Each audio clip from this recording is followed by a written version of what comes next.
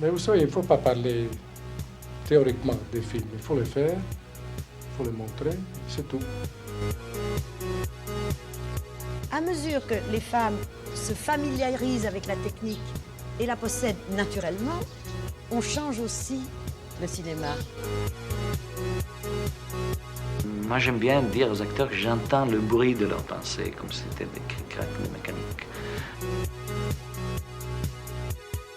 Oui, je crois que de toute façon, il est difficile à notre époque de ne pas être influencé par le cinéma. Bonjour à tous et bienvenue dans Cinésphère, l'émission qui réunit les copains autour du cinéma. Et aujourd'hui, on débute une nouvelle session de carte blanche. Donc la carte blanche, c'est quelque chose que nous avions fait avec 3 films, avec Guillaume et Benjamin. Et je me suis dit, c'est vraiment un concept super intéressant pour essayer de le lancer dans tous les chroniqueurs Cinésphère. Et donc on débute ça avec Cassandre. Et donc pour ça, je suis en compagnie de Cassandre et de Jérémy. Bonjour. Bonjour. Hello. Ce qui est intéressant en plus avec ce genre de choses, c'est que déjà tu vois un petit peu les goûts des gens. Ça te force un petit peu à sortir de ta zone de confort. Là, on est clairement sorti de notre zone de confort. De rien. Et en plus de ça, c'est aussi qu'on voit la différence de propos et de cinéphilie à travers une personne, quoi. Et même si là, pour de vrai, on peut presque trouver un lien, hein, et avec toujours la sempiternelle symbolique. Le symbolisme chez Cassandre, c'est vraiment ce qui relie tout à chaque fois. Et là, je pense qu'on peut parler que de ça presque. Mais c'était très intéressant, surtout un des 3.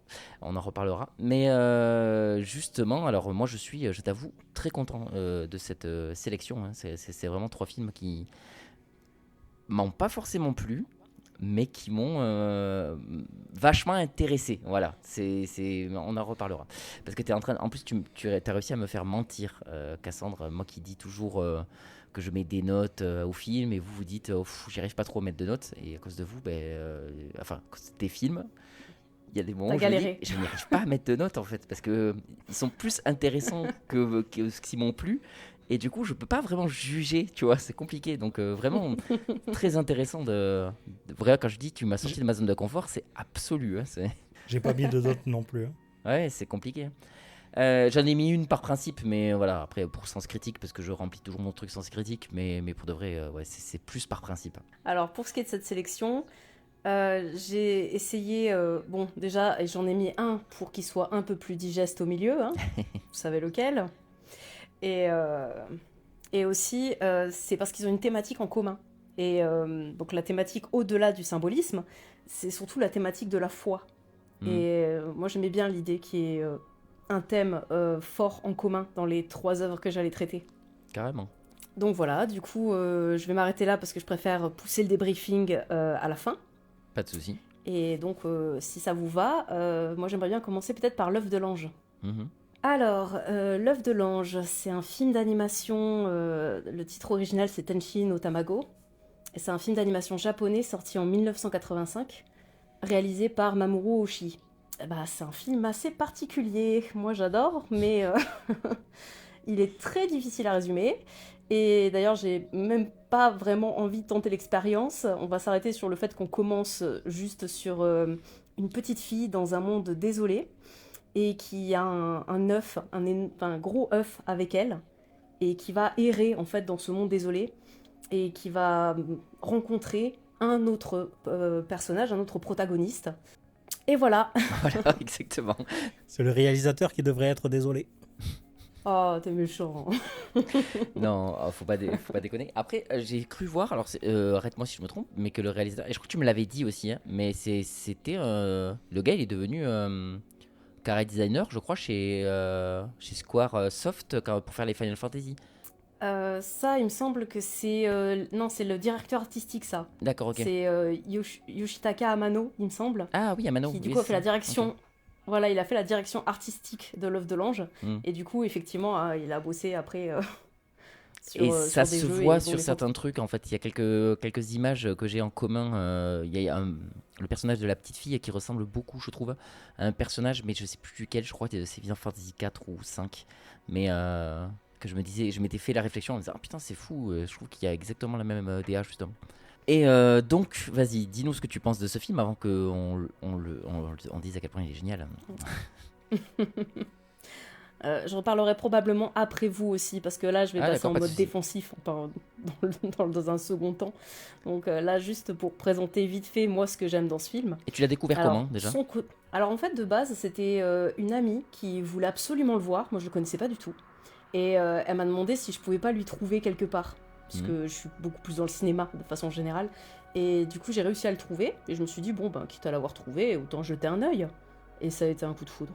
Ah ouais. Et d'ailleurs, c'était il y a plusieurs années et je lui ai passé et elle l'a toujours pas vu.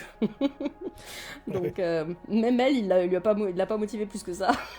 T'as pas eu l'occasion de le découvrir au cinéma parce que j'ai vu qu'il y avait eu une ressortie il y a quelques années et tout. Bah, il y a pas quelques années, l'année dernière. D'ailleurs, je vous avais envoyé un message. Oui, c'est ça, exactement. Oui, c'est toi qui nous l'avais envoyé. Je vous ai annoncé. C'est ça, je vous ai envoyé ça précisément quand je vous ai annoncé que je choisissais pour ma carte blanche. C'est vrai. Et tu es allé le voir au cinéma du coup ? Non, parce que malheureusement, alors là j'en ai encore revu la dernière moitié vite fait avant l'émission, mais en fait là, quand ils ont annoncé la ressortie, ça faisait 2 mois que je l'avais vu et que je l'avais revu. Et j'aime beaucoup ce film, mais 2 fois en 2 mois, c'est quand même beaucoup. Déjà qu'une fois dans une vie. Oh putain, mais qu'est-ce qu'il est horrible aujourd'hui. J'avoue, bah t'es à fond toi. Ouais, je comprends pourquoi il a commencé en disant j'espère que t'es pas susceptible.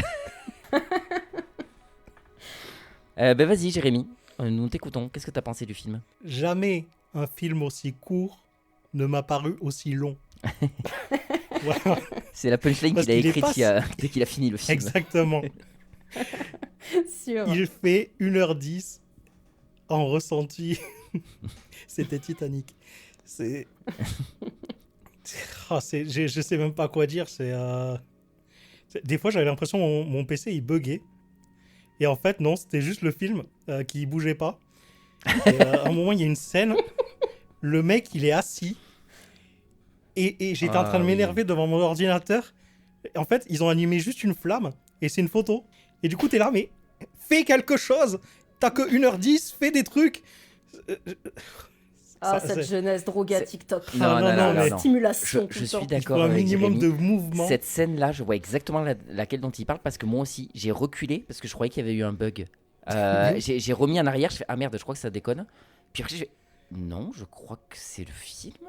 Et j'étais pas sûr en fait. Je disais mais ils ont oublié d'animer, ils ont oublié de faire un truc. C'est pas possible que ce soit aussi long. Pour rien du tout. Oui. Je veux dire, un film qui prend son temps avec de longues scènes, même comme le filmait depuis le début en fait. Je veux bien le concevoir, mais cette scène-là précisément, j'ai l'impression qu'il y a eu un bug dans l'animation. Tu parles souvent de la scène de la tarte dans Ghost Story. Ouais, mais au moins, elle mange une tarte. Ah oui, mais là, il n'y a rien. Elle a réussi, vraiment, là le film a réussi à me refaire réviser la scène de la tarte dans Ghost Story, qui est clairement Mario, Super Mario Galaxy pour moi, comparé à ça, quoi. Non, mais moi aussi, je vois de quelle scène vous parlez. Ne vous inquiétez pas. C'est juste avant qu'il pète l'œuf, quoi. Et le pire, c'est que je me dis, les décors sont magnifiques. Enfin, c'est très bien dessiné. Et je me demande comment on peut dessiner aussi bien les décors et aussi peu bien les personnages. Les visages des 2 personnages sont affreux. Je suis pas d'accord. Je trouve que les expressions sont jamais bonnes. Quand je les vois, je fais... En fait, si tu sais pas de quoi ça parle, tu te dis, mais c'est quoi ? C'est la tristesse ? C'est la peur ? Tu sais pas... L'émotion ne va pas avec ce qu'ils veulent dire. Il est sorti en quelle année ? Je trouve que c'est... En 1985. Et c'est le premier film du réalisateur, non ? Je sais pas. Plus, ça. Mais bon, bref, moi je trouve que ça sent le débutant, en fait, entre guillemets. C'est-à-dire que je comprends que les personnages sont pas très fluides et je suis assez d'accord avec toi. Ouais, t'as l'impression qu'il y a 2 équipes. n'est pas dégueu pour de vrai. Il y a une équipe de fous qui a bossé sur les décors et par-dessus, ils ont rajouté les personnages qui étaient hyper mal dessinés. Non, je sais pas d'accord. Même la gamine, elle a des têtes, des fois, la gamine, elle fait peur, quoi. Tu te dis, mais c'est quoi ce truc ? Bon, je vous laisse enchaîner les reproches. Je ferai ma non, moi je défends sur ça. Moi, je trouve que c'est pas si dégueulasse que ce que tu dis. Je suis d'accord que c'est pas très bien animé, c'est pas très fluide. Il y a plein de trucs qui manquent, mais vraiment, j'ai mis ça sur le côté que c'était pas facile encore de faire de l'animation à l'époque et surtout si t'avais pas beaucoup de budget, c'était pas Ghibli quoi. Mais t'as vu les décors, comment ils sont c'est fou. Oui, mais c'est des décors, ça bouge pas. Donc c'est facile, animer des personnages, c'est autre chose. Comme disent les dessinateurs, vas-y pour faire des expressions faciales, faire des mains, c'est pas facile quoi. Et là, c'est vrai qu'ils ont. J'ai pris ça comme un peu de l'amateurisme, mais j'ai pas trouvé ça dégueulasse non plus quoi. Je me suis dit, oui, il peut mieux faire, mais c'est pas horrible. Je sais pas, je les ai trouvés vraiment pas beaux les deux personnages, surtout les expressions faciales et tout. Et encore, si ça racontait quelque chose d'intéressant, mais j'ai rien pompé quoi. Au début, il y a une sorte de vaisseau, la gamine elle arrive, je dis quoi, c'est une gamine extraterrestre, c'est quoi? Après, il rencontre un gars, on sait pas qui c'est, il y a un œuf, après il y a un oiseau, j'ai rien pompé. Donc peut-être que vous allez m'éclaircir là-dessus, parce que là... l'oiseau, vu que ça s'appelle l'œuf de l'ange, je présume que c'était un ange, et qu'elle était un peu en charge de cet œuf qui devait faire éclore un nouvel ange. Mais après, je t'avoue que j'ai pas trop... En fait, pour de vrai... Quand j'ai compris qu'il fallait rien comprendre au film, j'ai arrêté de chercher à comprendre pour éviter de penser que c'était un film... Tu vois, elle parlait de la foi tout à l'heure, et je pense que c'est vrai que c'est un truc qui m'était pas forcément venu à l'esprit. Je pense que pour elle, en fait, elle gardait son œuf, et il n'y avait pas de raison, en fait. Il fallait qu'elle garde son œuf intact, c'était un peu sa nature, sa raison d'être à cette fille-là. Et alors pourquoi lui l'a cassé? Par curiosité sûrement, pour essayer de... Parce que ça l'énervait, parce qu'il le demande plusieurs fois. Qu'est-ce qu'il y a dans l'œuf, tu penses? Et il voulait à tout prix savoir. Après, j'ai l'impression que ce que je suis en train de dire n'avance pas le schmilblick, hein, mais je sais pas, j'ai pas trouvé... En fait, quand j'ai compris que l'histoire, c'était pas la chose la plus importante du film, j'ai arrêté de chercher à comprendre l'histoire. Par exemple, moi, une scène que j'adore, c'est la scène des pêcheurs qui pêchent les ombres de poissons. C'est con, hein, mais c'est joli. C'est poétique, je trouve. Mais ils essaient de pêcher une ombre. Et du coup, ils pêchent rien du tout. Ouais, mais moi je trouvais ça poétique. Pas. J'aime bien aimer cette scène. C'est la scène que j'ai préférée du film. Alors voilà, moi pour en parler du coup, parce que je défends un petit peu le film, parce qu'en effet, alors là, comme ça, dans l'absolu, j'ai mis un genre de 5 sur 10 au film, mais c'est compliqué de noter ce film, parce que j'ai mis 5 dans le sens où j'ai pas trouvé nul en fait. J'ai pas trouvé nul. Mais en même temps, j'ai pas passé un bon moment. En effet, je suis d'accord avec toi, Jérémy. Je me suis fait chier. Je trouve quand même l'animation assez pauvre, même si je la défends entre guillemets. Il y a plein de choses que j'aime pas du tout dans le film et j'ai pas passé un super moment devant. Mais j'ai trouvé ça très intéressant à regarder. Il y a plein de moments où je me dis j'aurais adoré avoir les yeux de Cassandre en fait pour essayer de comprendre pourquoi ce film est génial, et je peux comprendre pourquoi les gens adorent ce film, parce que je pense qu'il me tarde d'avoir ton avis, Cassandre, parce que du coup j'ai pas grand chose à dire non plus. Justement, moi je suis arrivé après, bon voilà, je suis sûr que c'est pas du tout votre avis, mais moi je me disais, mais pour qui c'est fait? Enfin, je comprends ni les gens qui ont fait ce film, ni ceux qui le regardent. À aucun moment tu travailles sur ça, tu dis putain, je suis en train de faire un truc là. Si, moi je peux comprendre. Il y a un côté un peu faire un book déjà, de te dire, tu sais, voilà, enfin, une banque démo, tu vois. Genre, je commence l'animation, je fais des trucs super jolis et très ésotériques, etc. Et ça, je peux comprendre. J'aime bien ce genre de film justement. Ouais.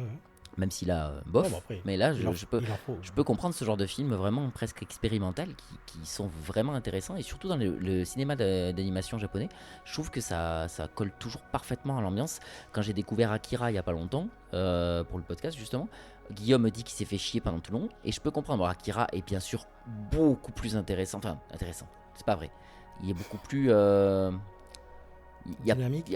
Dynamique. Et encore il prend son temps justement, et c'est ce que Guillaume il s'est fait chier devant le film quoi. Et je peux comprendre qu'on se fasse chier, et oui t'as raison Cassandre, digeste, ça marche aussi, mais il y a ce côté du cinéma japonais qui prend son temps, du cinéma où il se passe des choses et t'as pas trop compris pourquoi ça se passe, et en fait au final tu te dis, est-ce que ça vaut le coup de chercher à comprendre ce qui se passe finalement? Est-ce que c'est pas toute une histoire d'ambiance et de juste ressentir cette ambiance qui là n'a pas marché sur moi, alors que Akira avait vachement marché sur moi. Cassandre. Alors forcément, je suis pas d'accord avec vous sur pas mal de points. Déjà, pour commencer par la première remarque, je trouve pas du tout que les personnages sont mal dessinés. Je trouve au contraire que ça donne vraiment un style à l'ensemble. Je pense que c'est voulu, et je pense même qu'il y a des moments où l'animation elle est sublime. L'animation des cheveux, enfin je sais pas si vous avez déjà regardé des mangas, mais il y a beaucoup de mangas, les cheveux c'est des pointes. Hein. Je veux dire, là, il y a une fluidité dans les mouvements, il y a certaines scènes, oui, c'est économe, oui, il n'y a pas... on n'est pas sur du... sur un haut level de FPS, je dis pas le contraire. Mais je pense déjà que c'est complètement voulu, que c'est pas du tout un travail amateur. qu'au contraire, c'est vraiment une démarche expérimentale, mais qui va avec cette ambiance contemplative. Et du coup, bah, voilà, moi, je trouve vraiment qu'il y a des moments, sur le plan artistique, c'est des envolées, quoi. Moi, je veux dire, je regarde, il y a beaucoup d'animes qui peuvent être intéressants sur le plan technique, sur le dynamisme, tout ça, mais ce côté œuvre d'art, ce côté vraiment, tu contemples un tableau, je l'ai pas souvent ressenti sur un anime. C'est beau, mais même quand c'est beau, quelque part, c'est un côté fond d'écran Windows, quoi. Enfin, je veux dire, ou fond d'écran gaming, pour donner un peu plus de level, genre beau fond de jeu vidéo, là, une belle forêt, un beau dégradé sur le coucher de soleil. Enfin, mais c'est pas quelque chose je sais pas, qui fait ressentir ça. Et du coup, bah voilà, donc déjà, moi, pour le côté voilà, amateur, tout ça. Ensuite, pour l'expressivité. Alors, je pense que les personnages... moi, pour le côté amateur, je parlais surtout de l'animation et de la fluidité de l'animation, plus que réellement le chara-design. Moi, j'étais assez d'accord que le chara-design, je le trouvais assez joli quand même. Ouais, j'ai bien compris, mais même pour ça, je suis pas d'accord sur le côté amateur. Okay. Parce que, comme je dis, je pense vraiment que cette démarche, elle est volontaire. Okay. Et je trouve même qu'il y a des moments, ça donne un effet particulier que j'aime beaucoup. Et je vous ai dit notamment sur l'animation des cheveux ou ce genre de choses, la gamine, des fois, il y a des plans où tout s'envole quand elle tombe dans l'eau, des moments où il y a des gros plans sur elle et où vraiment ses cheveux, on dirait un tissu autour d'elle. Je trouve vraiment que c'est... Je sais pas, que c'est... Bah, c'est onirique, quoi. C'est voulu pour l'être. Onirique à balle, oui, ça c'est clair. Ouais, mais même dans les détails, du coup. Donc, et après, pour partir sur l'expressivité, je pense que les deux protagonistes, s'ils ont le regard aussi éteint et une expressivité presque en décalage, ben, je sais pas si c'est fondamental. Bon, le regard éteint, je pense que c'est voulu. Parce que c'est trop marqué pour que ça soit pas une volonté. Mais ils ont tous les deux le regard éteint constamment. Et au vu du monde dans lequel il évolue, bah, ça coule de source, en fait. Ça tombe sous le sens. Ils sont dans un monde désolé, un monde où ce sont les deux seuls êtres conscients, on a l'impression. Et du coup, ce regard éteint dans cette espèce de bulle de nuit éternelle post-apo, je veux dire, c'est plutôt logique. Et après, pour ce qui est de certaines expressivités qui ont un petit décalage, ça, c'est peut-être pas voulu, mais je pense que ça ajoute quelque chose. Ça ajoute justement cet effet un petit peu de décalage, cet effet de personnage, une sorte d'étrangeté qui se mêle très bien à l'ensemble, parce que ce film, il est baigné d'une étrangeté constante, et ça fait partie de l'ambiance qu'il veut instaurer. Et j'avoue que moi qui suis réceptive, bah ça me prend complètement, quoi. Moi, je suis prise au trip quand je regarde. La première fois que j'ai vu ce film, j'ai rien pigé, mais il m'a pris au trip. Okay. Ça a été une expérience extrêmement sensorielle. Et du coup, ouais, encore aujourd'hui, je le trouve dingue. Et en le revoyant, là, j'ai commencé à l'intellectualiser un petit peu.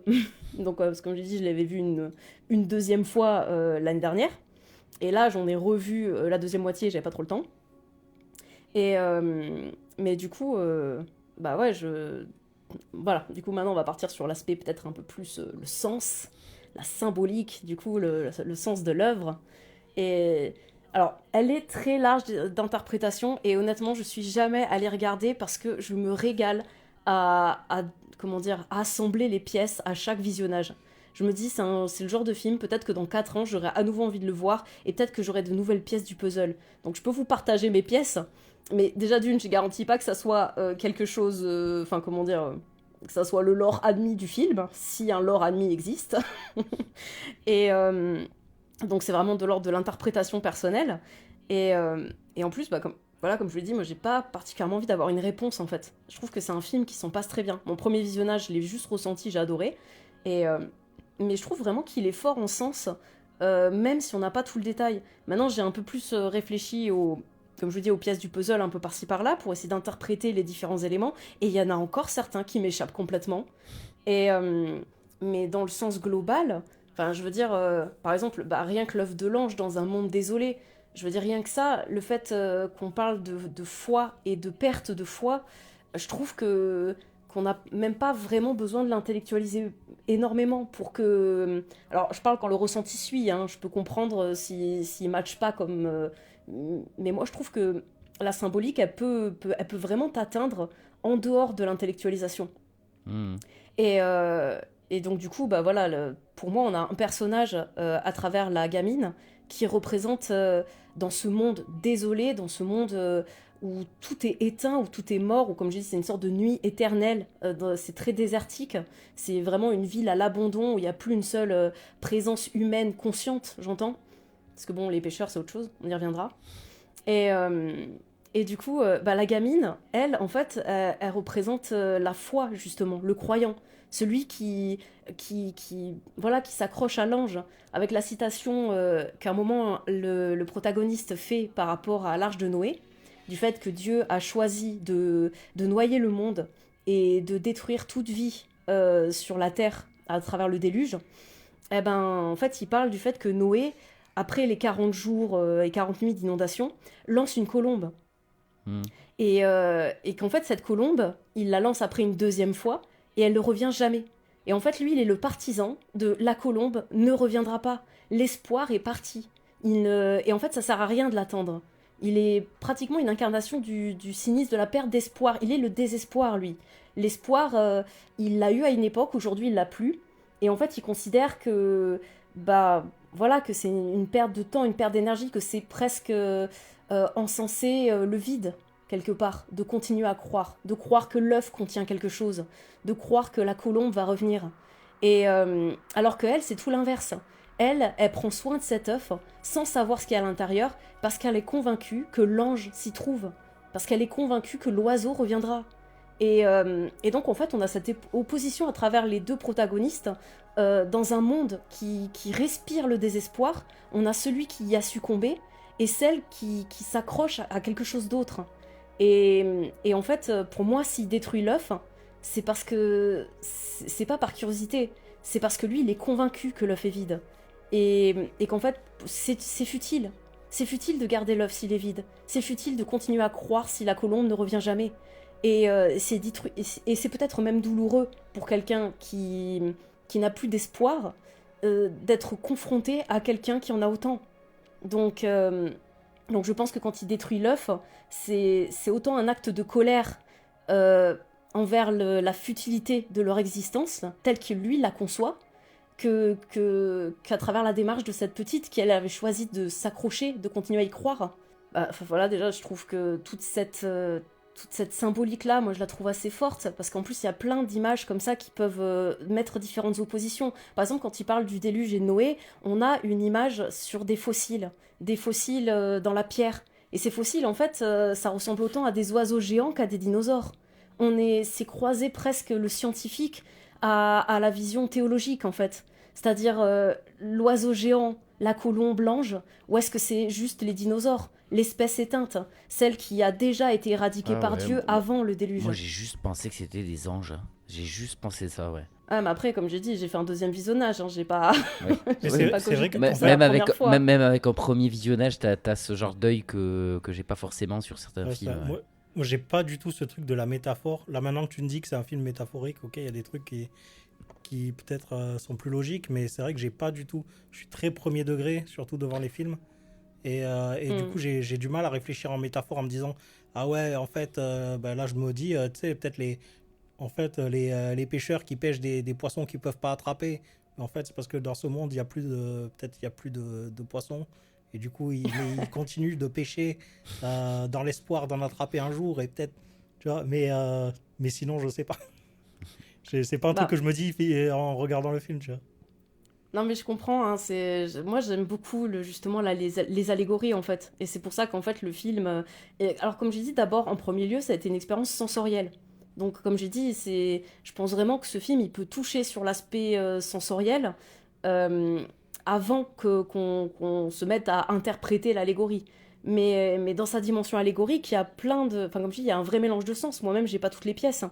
Et pour revenir sur les pêcheurs, donc ces espèces de... Donc, pour faire un petit résumé pour ceux qui l'ont pas vu, qui peuvent nous écouter, du coup, on voit... à des moments donnés, en fait, on voit plein d'hommes qui sont des silhouettes identiques et un peu informes, qui apparaissent les uns des autres et qui sont dans cette ville déserte, plongée dans la nuit, une ville d'ambiance, avec une architecture clairement européenne, et qui la traversent en fait pour essayer de lancer des harpons sur les ombres projetées de poissons géants. on voit ces ombres de poissons géants sur les murs. Mais il n'y a que les ombres, il n'y a pas les poissons au-dessus. C'est ça, et même la gamine le soulève d'ailleurs. Elle dit il continue à les chasser alors que les poissons n'existent pas, alors qu'il n'y a pas de poissons. Et ça aussi, en fait, ça nous renvoie à nouveau à la futilité. Mais là, avec l'imagerie présente, je dirais même la futilité de la guerre. Parce que les pêcheurs, ils ont clairement un look de soldats.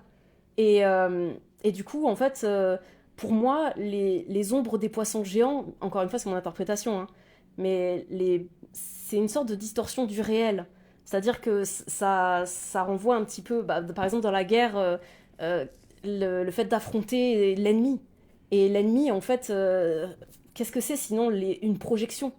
Et une projection qui n'existe pas vraiment, une projection qui va être créée de toutes pièces et qui va alimenter toute une nation dans ce dogme qui est les uns contre les autres. En face, c'est l'ennemi. Il n'y a pas d'être humain, il n'y a pas de... On n'est pas... Enfin voilà, on n'est pas tous unis, quoi. Il y a nous et il y a eux en face. Et du coup, je vois un petit peu ce processus-là, surtout que le thème de la guerre, il revient à un autre moment, parce qu'il y a le protagoniste qui, à un moment, parle de l'arbre. Il voit un arbre sur un mur, et il explique que cet arbre, il l'a déjà vu, qu'il ne se rappelle pas où il l'a vu, mais que cet arbre, il le connaît. Et en fait, il explique que cet arbre, il l'a vu s'élever sur un néant, sur un horizon noir, et qu'en fait, l'arbre est devenu géant, et qu'en fait, il a aspiré la vie du sol. En 1985, c'est une référence aux champignons atomiques.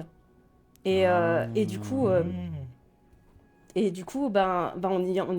on y retrouve une deuxième référence à la guerre à travers cet arbre dont il parle. Et il explique que l'arbre, quand il s'est élevé, ses branches avaient l'air de vouloir accrocher quelque chose. Et il explique que ce qu'il a voulu accrocher, ce qu'il a voulu attraper, cet arbre, c'était l'oiseau géant qui dort dans son œuf. Et du coup, pour moi, c'est le champignon atomique qui a failli tuer l'espoir. Wow. Et c'est vrai que maintenant que tu me le dis, truc japonais, j'avais pas fait le rapprochement avec... C'est limpide, c'est limpide. J'avais pas fait le rapprochement avec ça, mais c'est vrai qu'en effet, il peut y avoir une corrélation avec ça. C'est vrai que ça a beaucoup marqué le Japon. Ouais, surtout que les Japonais sont très forts sur ça, à faire des films qui les ont...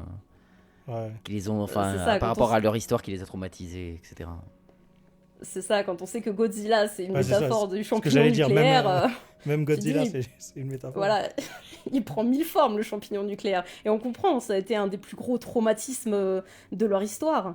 Donc rien de plus logique à ce qu'il imprègne les œuvres, et surtout à cette époque-là. L'époque où c'était encore frais, où la plupart des gens qui vivaient avaient vécu l'événement. Ou en tout cas, il n'était pas si loin derrière eux. Et du coup, du coup, en fait, ça parle de la guerre, ça parle des dégâts de la guerre et du fait que, ça remet un petit peu en cause avec la dimension biblique, le déluge, tout ça. Est-ce que l'homme mérite d'exister ? Est-ce que l'homme n'a pas déjà causé sa perte ? Et tous ces questionnements-là sont existentiels. Ils sont portés par le film à travers différentes imageries qui se succèdent et que personnellement, je trouve très intéressante. Et pour revenir sur les poissons, pour dire que c'est que mon interprétation, parce qu'on peut vraiment faire plusieurs lectures, les poissons aussi, moi, ça m'a un petit peu rappelé, je pense qu'on l'a tous vu plus ou moins rapidement dans nos cours de français, mais l'allégorie de la caverne de Platon, avec les hommes qui sont attachés au fond d'une caverne, avec des gens qui passent derrière eux et qui portent des urnes et différents objets. Et en fait, ceux qui sont les prisonniers attachés dans la caverne pensent que le réel, ce sont les ombres qui sont projetées sur le mur. Et en fait, c'est toute une métaphore qui parle de l'interprétation du réel et comment elle peut être faussée quand on est bloqué dans une seule perspective. Et du coup, pour moi, d'avoir ces hommes qui poursuivent en fait ces poissons, ça, avec la dimension philosophique que porte le film, ça m'étonnerait pas qu'il puisse y avoir un rapprochement direct avec une de ces allégories les plus connues, en fait, justement, en philosophie, qui est donc, justement l'allégorie de la caverne. Et qui donc, justement, là, est rapprochée avec la thématique de la guerre. Putain, j'aurais aimé voir tout ça quand j'ai vu le film. Je sais pas si j'aurais plus apprécié, mais j'aurais mieux compris déjà. Donc c'est pour ça que c'est génial ce podcast. Ça me donne une nouvelle lecture où je me dis, ok, je vois peut-être un peu mieux ce que voulait proposer le film. Que là, j'avais juste l'impression que c'était un mec qui s'était dit je vais mettre des images comme ça et mettre des textes aléatoires Mais en fait, ouais, mais parce que tu as une lecture voilà, plus second degré que moi aussi. Second degré? Et c'est du coup... Non, mais enfin, voilà, plus Métaphorique. métaphorique, voilà, c'est ça le mot que je cherchais. Que moi, et du coup, t'arrives plus à voir des choses que je ne vois pas. Mais c'est pour ça que je disais aussi que j'étais parti avec le truc que ces films-là, c'est compliqué à noter parce que ça se voit que ce film raconte beaucoup plus que ce que moi j'ai vu.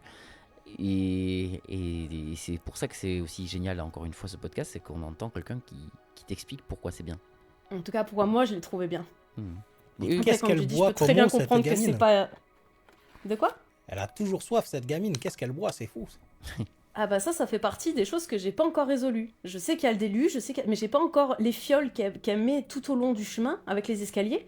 J'ai pas encore compris ça. Mais J'ai pas d'interprétation. Ouais, est-ce que l'eau, ça a toujours représenté la vie, donc je sais pas. Ah, peut-être. Peut-être que c'est ça. Pour moi, l'eau, c'est la effectivement, source de la vie, ça a toujours été. Enfin, je sais pas. Est-ce que c'est si simple que ça? Je sais pas. Non, mais pourquoi pas? Parce qu'en plus, ça renvoie avec encore une fois, les deux facettes qui sont mises en opposition. Et la pureté le aussi. croyant et le non. Ouais, voilà. Et du coup, l'eau qui génère la vie, c'est pas mal. Parce que vraiment, ça correspond bien avec comment dire, la mise en parallèle du déluge, qui au contraire fait disparaître la vie.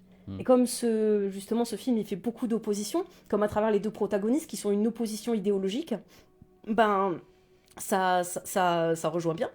Eh ben, merci. Avec plaisir. Non, Tu vois, mais mais quand je te dis, j'ai tout compris c'est aussi. une pièce de puzzle intéressante.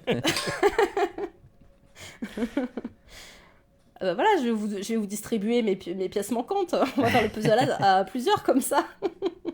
Enfin, voilà, du coup, je pense que je vous ai résumé à peu près dans les grandes lignes pourquoi moi j'adore ce film et qu'est-ce qui me fait vivre. Ok.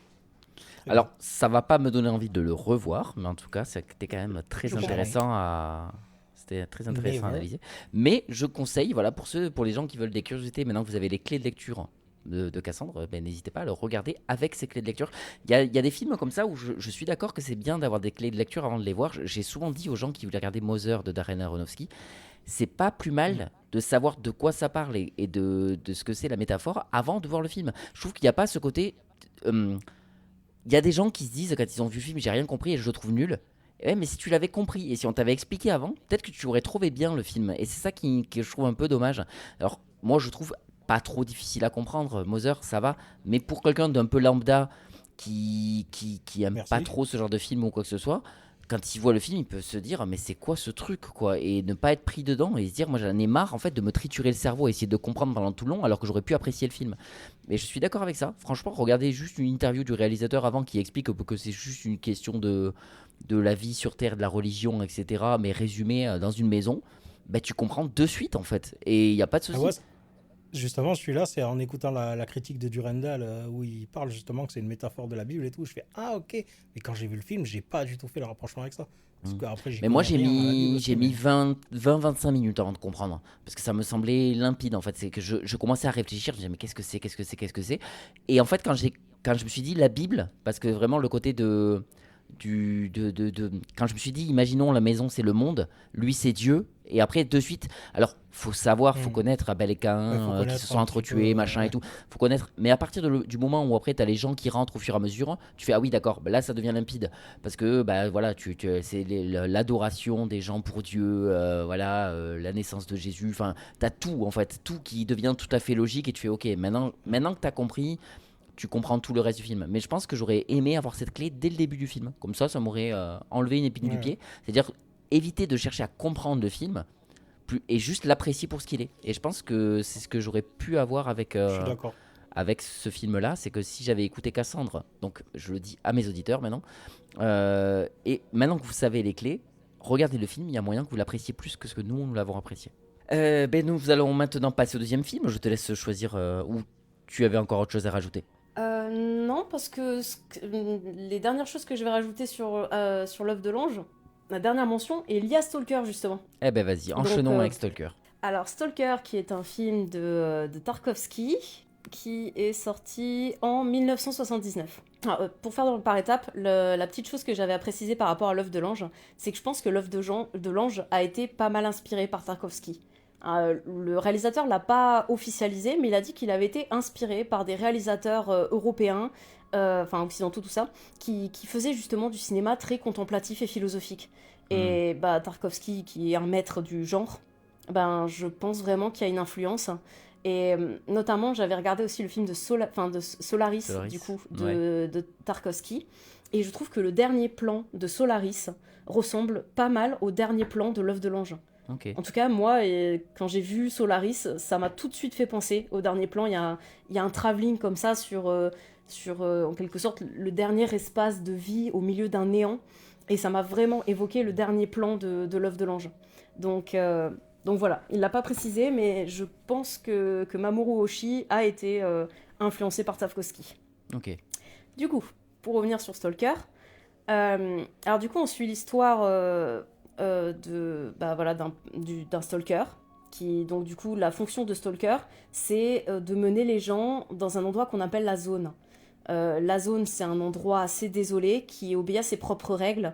Il y a une dimension fantastique qui est amenée par les personnages, mais qui reste très ambiguë pendant une bonne partie du film. Et du coup, on suit donc le stalker qui va mener 2 autres personnes qui ont des pseudonymes, où ils se trouvent, ils se donnent des noms. Donc l'autre, c'est le professeur, et le dernier, c'est l'écrivain. Et en fait, ces 3 hommes vont traverser des barbelés protégés par des militaires pour atteindre la zone, qui est clairement une zone interdite, et pour atteindre dans cette zone une chambre qui aurait qui aurait un petit peu la réputation d'exaucer les vœux. Et donc du coup on va suivre le périple de ces 3 personnages, leur questionnement et leur traversée de la zone. Voilà pour le résumé. Qu'en avez-vous pensé ? Je vais commencer cette fois. Okay. Alors, déjà, la première chose qui m'a frappé, c'est l'esthétique du film. Qu'est-ce qu'il est beau, putain, ce film. Je l'ai trouvé magnifique au niveau du choix. Alors, du choix déjà alors, les décors. Déjà, moi, j'adore les décors, comme dans L'œuf de l'ange. C'est encore quelque chose de désolé pendant tout le long. On est dans un bordel pas possible. Les choix de plan de caméra, les choix de l'étalonnage, donc ce genre de noir et blanc sépia là qu'il y a quand ils sont hors de la zone, et après dès qu'ils sont dans la zone, on repart sur de la couleur, etc. Il y a des choix pendant tout le long esthétiques que j'ai trouvé fabuleux. J'ai trouvé vraiment ce film magnifique. Je place juste une petite anecdote, parce que tant que j'y pense, mais en fait le premier plan de la zone où on voit l'herbe bien verte, justement après toute la séquence en sépia, en fait Tarkovsky voulait que le vert de l'herbe il soit très intense, il soit parfait, et ils ont arraché chaque brin d'herbe qui n'était pas suffisamment vert à la main. Waouh. Ok, d'accord. Voilà, petit fun fact.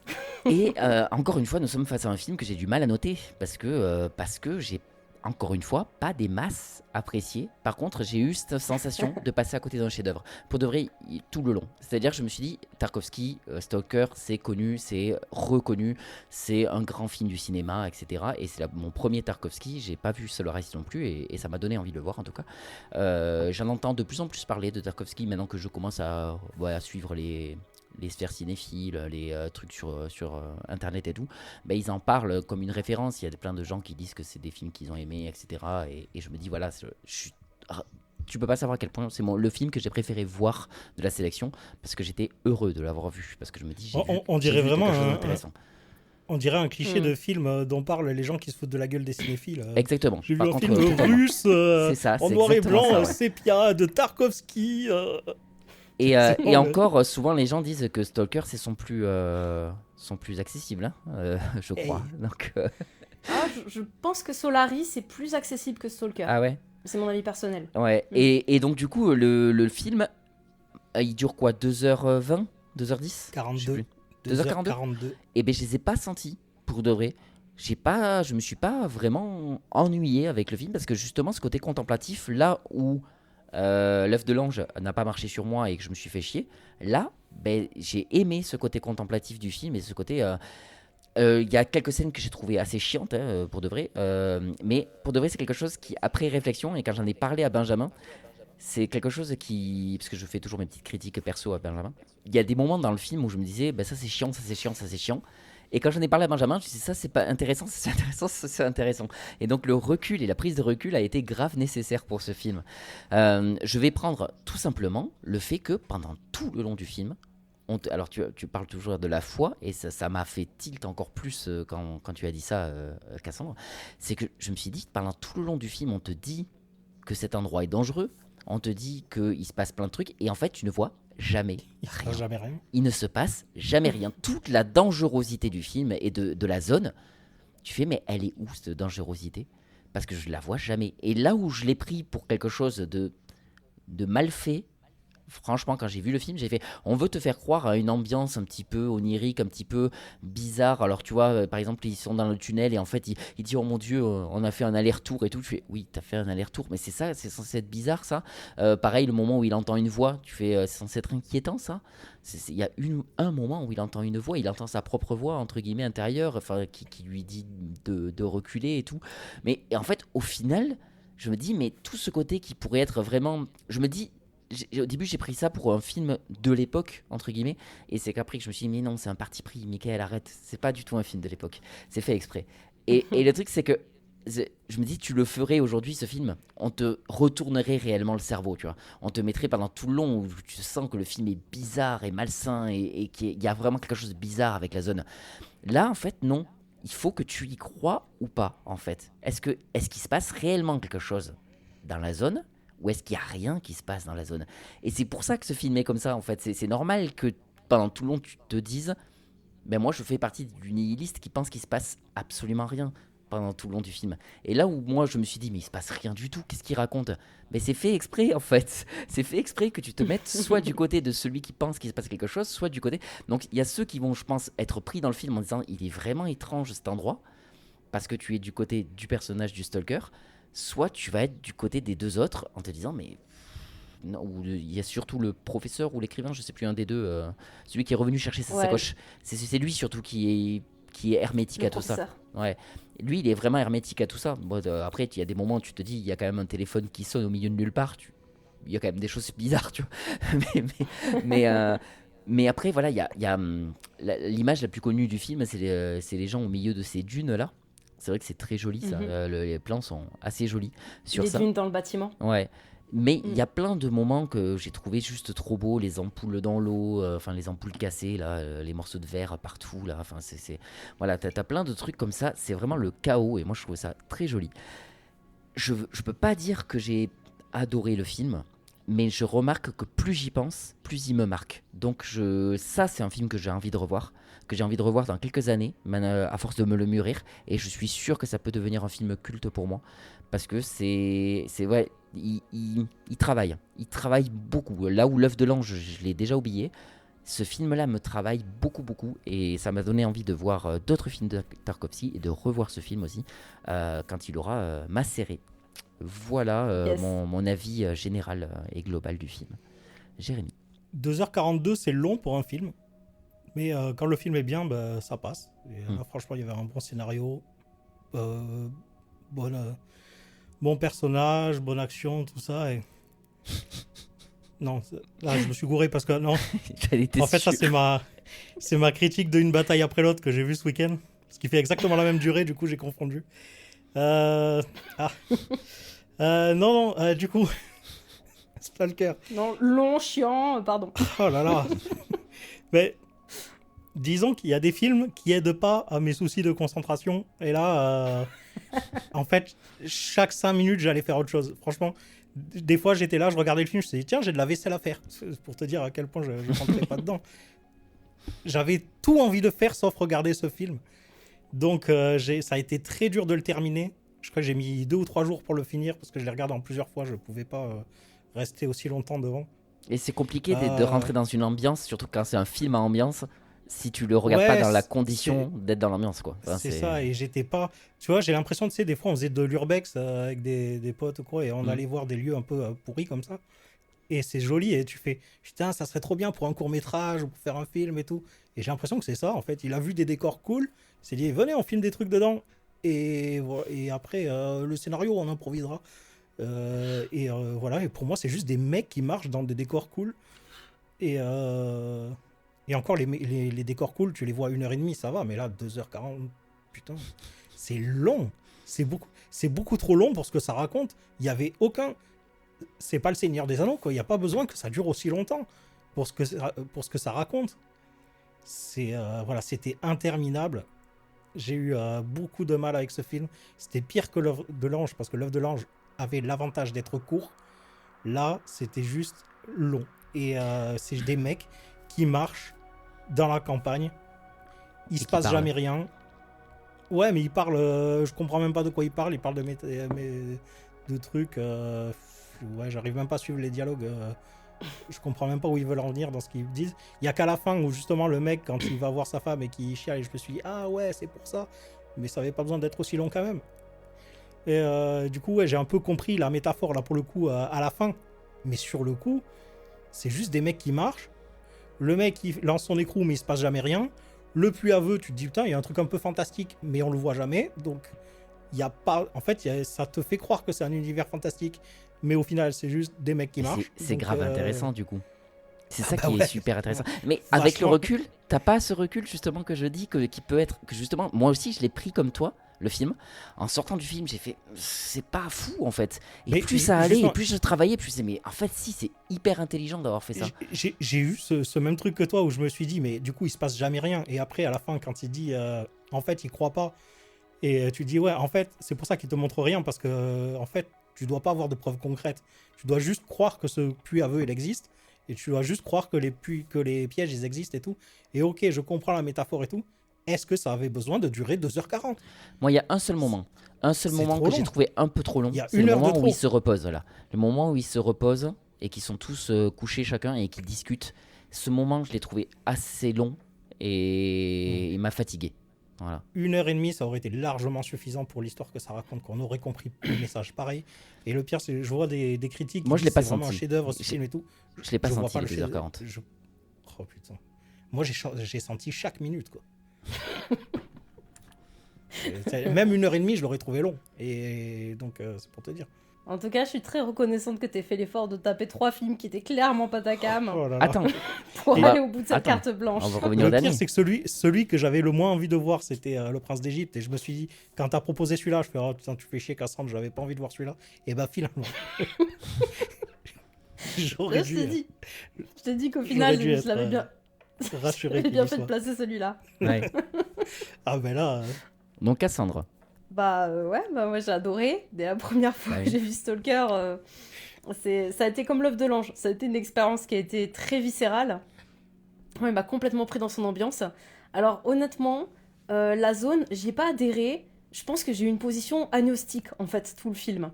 Mais justement, j'ai trouvé cette ambiguïté hyper intéressante. Parce qu'à chaque moment, je me disais, est-ce qu'il va trancher ? Est-ce qu'il va trancher sur le fait que la zone est réellement ce que le stalker en dit ? Une zone dangereuse, une zone qui répond à ses propres règles, qui a presque une figure divine sur son côté aléatoire. Et enfin voilà, les voies du Seigneur sont impénétrables. La zone a une voie impénétrable. Donc, du coup, où est-ce qu'au contraire, il va pas trancher et on va réaliser qu'à la fin, en fait, c'était que le stalker qui avait cette vision-là et qu'en fait, on allait retomber dans une sorte de nihilisme avéré, quoi. Mais justement, le fait de me poser cette question tout le film, moi, ça m'a pris. Et j'essayais de chercher des indices pour savoir s'il allait aller dans un sens ou dans un autre, à travers les dialogues, à travers, sans parler de la construction des personnages, parce qu'au final, c'est vraiment une quête existentielle qu'ont les 3 personnages. Et encore une fois... On n'en parle pas trop, mais il y a aussi une quête de défiance de l'autorité. La raison aussi pour laquelle ils vont là, c'est qu'ils n'ont pas le droit d'y aller. Il y a aussi de ça, je pense, parce qu'il y a le gouvernement qui, lui, refuse de les laisser passer, et donc ils sont obligés de braver les soldats et tout, et l'armée qui garde cet endroit-là. Et je pense qu'il y a aussi un peu de ça, d'une question de rébellion contre le pouvoir. Un peu, mais j'y reverrai plus c'est une petite nuance, mais j'y reverrai plus une quête de liberté. C'est-à-dire plus que de se rebeller contre le gouvernement, plus une liberté, une volonté de retrouver une liberté, d'y échapper, d'échapper au contrôle, plus que de le braver. Oui, c'est vrai. En tout cas, dans mon interprétation. Et du coup, justement, toute la première partie qui est en sépia, en fait, c'est pour encore accentuer ce côté, cet enfermement, cette désolation que vivent les personnages dans la vie courante. En fait, la vie est morne, elle est terne, elle est sans enjeu, elle est sans saveur. Et en fait, quand ils retrouvent la zone, enfin quand ils atteignent la zone, on a toutes les couleurs qui sont là. Et je vous ai dit à quel point ça a été compliqué d'avoir une herbe bien verte, hein, donc à quel point Tarkovsky voulait que ce contraste il nous saute aux yeux. Et mais sans être idyllique, parce que la zone, il y a des carcasses de convois militaires, il y a des déchets industriels dans la rivière, en fait, elle a à la fois cette beauté une beauté post-apocalyptique, encore une fois, une beauté du vivant qui recouvre l'homme, qui recouvre l'humain. Et du coup, ça lui donne un côté sauvage et un peu mystique qui, en tout cas sur moi, a marché assez vite dès le début. Et du coup, on a donc les 3 personnages avec leurs 3 visions des choses. Et comme je disais, on a à nouveau une opposition idéologique, puisqu'on a donc du coup le stalker qui est donc le croyant. Ensuite, on a donc le professeur qui, au début, peut être interprété comme l'agnostique, justement, parce qu'il a l'air d'avoir une sorte de déférence, une sorte de respect quand même pour la zone. Par exemple, le stalker, quand il jette ses écrous, c'est l'écrivain qui se fout de sa gueule, et c'est lui qui veut braver les avertissements du stalker qui lui dit, qui précise que en fait dans la zone, il faut jamais marcher en ligne droite, que le chemin change constamment. En fait, on a presque, je trouve, quelque chose de l'ordre de Cube, mais en version purement métaphorique et de l'ordre de la pure interprétation. Mais on y retrouve un peu le Cube dans ce côté, les changements qui changent, qu'il y a des pièges, qui sont un peu partout. Dans le Cube, il se passe des trucs. Là, il jette son écrou, il se passe rien. Oui, dans le Cube, c'est pas métaphorique. C'est quand même là, le mec, il dit faut pas que t'ailles chercher ton sac, c'est horrible, tu vas mourir. Le mec, je suis allé récupérer mon sac. Il m'est rien arrivé du tout, hein, mais. Il y a quand même une étrangeté parce qu'ils le retrouvent alors qu'ils ont avancé, alors que le stalker dit qu'ils avancent. Et du coup, ils le retrouvent. Du coup, ça peut donner une interprétation de boucle. Oui, mais comme si là où il était. C'est ce que je me suis dit aussi, mais ça, c'est encore une fois le point de vue du stalker. Qui dit qu'ils se sont pas juste perdus, en fait. Et parce que les autres, ils se disent bah oui, t'es bon, tu m'as retrouvé. Voilà, qu'est-ce que je te dis ça. Ouais, c'est ça. Tout à fait, mais c'est une ambiguïté intéressante. Justement, parce qu'on se pose la question de voilà, et si on le prend dans le sens purement du croyant, du stalker, c'est pratiquement comme s'ils avaient fait une boucle, comme s'ils avaient traversé l'espace pour retrouver un point déjà connu. C'est pour ça que ça m'évoque un peu la mécanique du cube. Parce que pareil, des fois ils savent pas s'ils vont revenir au début, s'ils vont retrouver une salle qu'ils ont déjà vue, et s'ils avancent vraiment dans une direction. Et c'est juste comme je dis que dans Stalker, le cube c'est la zone, et que la zone elle est justement beaucoup plus libre d'interprétation que le cube qui est très littéral, qui est très matériel. Et donc c'est pour ça que je disais, donc le professeur, lui, au début, on pourrait le croire agnostique parce qu'il a l'air d'avoir une sorte de déférence, peut-être pas une croyance, mais une sorte de déférence prudente pour la zone et pour ses règles, là où l'écrivain, c'est le plus cynique. Lui, il va à la bravade. Et lui, il n'arrête pas même de palabrer sur la zone, être ou ne pas être, vous êtes des moutons. Enfin, il dit pas ça factuellement, mais c'est un peu ce qu'il va répéter non-stop un petit peu. Lui, c'est vraiment comme une forme de nihilisme, une forme de voilà. C'est en fait ce qui est intéressant avec l'écrivain, c'est qu'on sent à la fois une envie d'y croire et une peur d'y croire, parce que justement, on voit des moments où en fait il va être plus sceptique que ce qu'il veut bien le dire. Il va y avoir plus de doutes que ce qu'il veut bien le dire, et notamment la voix, quand la voix s'exprime et qu'on ne sait pas si c'est lui qui a parlé ou si c'est quelqu'un d'autre, eh ben il va reculer. Là où il avait fait une ligne droite pour dire ouais la chambre elle est en face, je suis désolé, ton truc faut jamais avancer tout droit dans la zone, les steaks. Moi je vais tout droit, la zone j'y suis dans 3 mètres. Dans 15 mètres. Du coup, au final, il va reculer face à cette espèce de mysticisme qui peut être... et en même temps, il passe tout son temps à le démonter verbalement. À démonter verbalement le fait qu'y croire, ça n'a pas de sens. Et pourtant, il est là dans la zone. Alors que quelque part, il dit que ça sert à rien d'y croire. Dès le début du film, un de ses premiers, on le voit parler à une femme assez jolie d'ailleurs, et voilà, encore une fois, il palabre sur être ou ne pas être avec elle. Et en fait, il lui dit, même le triangle des Bermudes, ça n'existe pas, il n'y a rien, c'est le vide, il n'y a pas de... En gros, lui, sa démarche en termes de langage, c'est de dire, la vie, c'est la merde qu'on nous fait bouffer, il ne faut pas espérer mieux. la vie c'est ça. Et en fait c'est pour ça que je dis qu'il a une vision très cynique. Et on dirait presque même au début qu'il veut atteindre la chambre juste pour se prouver qu'il a toujours eu raison. Juste pour se prouver que la vie c'est que ça, c'est que cette merde dans laquelle on baigne. Oui, c'est ça. Et, Enfin, après, eux, ils disent c'est pour réaliser un vœu ou quoi, mais en fait, j'ai l'impression qu'ils sont plus là pour voir si c'est vrai ou pas, quoi. Enfin, il est là pour détruire la zone aussi, pour Ouais, c'est détruire ça. l'espoir. Parce qu'à la base, il veut en fait, foutre une bombe. Le reste, genre l'autre, l'écrivain, il dit moi j'aimerais gagner le prix ou quoi. En fait, c'est juste une excuse qu'il a sortie au Stalker, mais lui, il veut juste voir, quoi. Après, je sais plus lequel, c'est le professeur qui a ramené la bombe. Ouais, c'est ça. Où il veut carrément détruire le... Mais du coup, ça aussi, je trouve ça intéressant parce que du coup, le stalker qui est le plus croyant, c'est celui qui a fait pratiquement vœu de jamais aller dans la chambre. Et ça aussi, c'est intéressant. En gros, il fait un acte de foi absolu et justement, il choisit de ne jamais... Alors qu'il est celui qui a le plus eu l'occasion de se prouver à lui-même la vérité de cette foi, eh ben, en fait, il a jamais pénétré la chambre. Et lui, en fait, il explique que c'est un vœu de stalker, que les stalkers, leur rôle, leur vœu pieux presque, c'est de guider les gens. Et d'ailleurs, il précise les gens malheureux. Il dit que la plupart des gens n'arrivent pas, qu'il y en a plein qui meurent en faisant la traversée de la zone. Et on a quand même quelques petits indices sur ça. Alors pareil, ils sont subtils, hein, on peut pareil interpréter vrai ou faux. Mais à un moment, on voit 2 cadavres enlacés. Enfin, on voit 2 squelettes enlacés au fond d'une espèce de petite impasse de cailloux. Et là où devant se tient le chien. Et du coup, bah, ça aussi, on peut se dire que ces 2 amants, ils étaient peut-être morts avant, ils étaient peut-être... mais c'est encore une fois une ambiguïté. Ou est-ce que vraiment, eux, c'est des victimes de la zone? Est-ce que c'est 2 personnes qui n'ont pas réussi à la traverser, qui sont mortes via un piège, ou quoi que ce soit? Et j'avoue que moi, c'est un suspense qui m'a bien tenu, et aussi les questionnements existentiels, c'est-à-dire les leitmotivs assez... qui sont eux aussi assez ambigus des personnages, tous leurs questionnements, par exemple quand ils sont posés à la rivière, en vrai, moi j'ai bien aimé suivre tout ce que dit l'écrivain. J'ai bien aimé à la fois le côté contemplatif du stalker, le fait qu'il y répond pas. Lui, c'est presque comme s'il y répondait par image, parce que on va avoir cette image du chien au centre de la zone, on va avoir...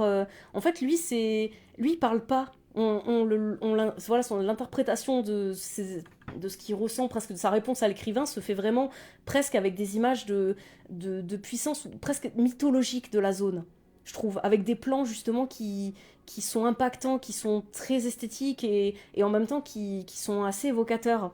Là où l'écrivain, lui, il parle et presque la vacuité qu'il décrit, il l'a reproduit par son discours. Voilà, j'avoue que moi j'ai beaucoup aimé l'ambiance, j'ai beaucoup aimé sentir les personnages, parce que eux ils y croient en fait. En tout cas ils y croient dans une certaine mesure, ils vont y croire différemment comment dire, selon leur avancée, selon les lieux où ils se trouvent. Par exemple dans le tunnel ils ont tous peur. Dans le tunnel l'écrivain, on voit bien qu'il n'a pas envie de tirer le long bâton, il n'a pas envie d'être celui qui va en premier. Et du coup, et donc il y a des endroits où en fait la croyance elle les envahit malgré l'absence de preuves véritablement tangibles. Et je trouve que cette ambiance-là qui peut te mettre le doute, ça m'évoque aussi tout simplement le respect que tu as dans une zone dont tu connais pas les règles. Par exemple, j'ai un ami qui aime bien explorer les catacombes à Paris.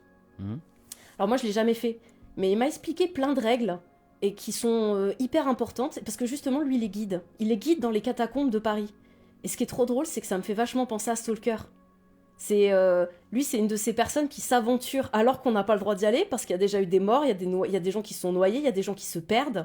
Et du coup, lui, en fait, au Black, il fait l'exploration des catacombes, et il m'a dit qu'avec maintes explorations, il continue à découvrir des lieux qu'il n'avait jamais vus. Et que c'est le cas pour tous les guides comme lui des catacombes, que des fois ils tombent sur des lieux dont ils savent pas si c'est dangereux ou pas, parce que c'est des lieux où on sait pas si quelqu'un est passé.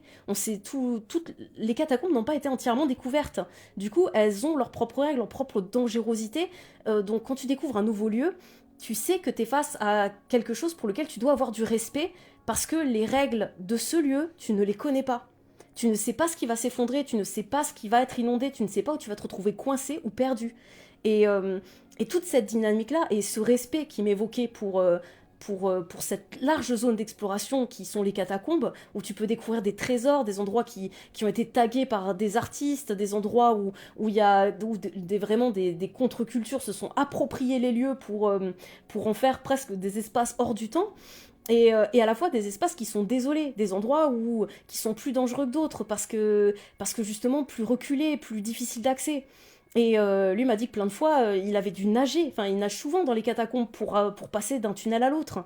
Et du coup, toute cette dynamique-là, elle m'a rappelé aussi de façon beaucoup plus terre-à-terre, mais du coup quelque chose qui fait penser à la zone. Juste un lieu dont on... Et quelque part, ça rappelle un petit peu... En tout cas, moi, ça m'a évoqué ça. Vous savez, les écrous qui lancent un peu partout. La zone, on dirait une zone de guerre. Et du coup, dans une guerre, dans une zone de guerre, qu'est-ce qu'on peut trouver par terre ? Ouais, des mines. On peut trouver des mines. C'est la première chose que je me suis dit. Je me demandais s'il essayait pas de choper des mines, en fait. Ouais, mais bon, s'il est mis, il la lance à 10 mètres, ce truc, donc il suffit qu'il y ait une mine entre son écrou et lui. Oui, bien sûr. Tu vois, mais bien sûr, il y a une distorsion de ces règles-là. Mais quelque part, si tu repars à la base, ces règles, elles peuvent avoir un sens. Mais presque comme si elles avaient été déformées par la mythologie autour de la zone. Comme si d'un stalker à l'autre, ce qu'on dira-t-on, il avait grossi et qu'on avait oublié l'origine réelle de ces règles. Mais par exemple, le fait de faire les plus grands pas possibles dans la zone. Pareil, t'as moins de chances de marcher sur une mine si tu fais les pas les plus grands possibles. C'est pas une valeur sûre, hein. Je dis pas qu'il faut aller dans un champ de mine en faisant des grands pas, hein. mais ce que je veux dire, c'est que si tu t'y aventures, si à un moment tu te trouves coincé et que t'es entre plusieurs champs de mine et que tu dois les traverser, oui, c'est sûr que je pense que tu fais pas des petits pas, t'essaies d'enjamber bien comme il faut. Et c'est pour ça que je dis que toutes les règles, et même l'eau, les trucs, tu sais pas ce qui est contaminé, tu sais pas qu'est-ce qui peut être dangereux, tu sais pas ce qui peut être irradié. Et tout ça, c'est des règles, je trouve, matérialistes, une vraie façon d'interpréter une dangerosité vraiment matérialiste de la zone, qui se superpose à cette, justement, à cette perspective fantasmée qu'en a le stalker. Ok. Un autre petit fun fact, Vas-y. fun fact, non, c'est pas du tout un fun fact en fait, c'est très mal formulé. Bref, une anecdote intéressante. Il y a pas mal de gens du tournage qui sont morts après dans les années qui suivent Stalker.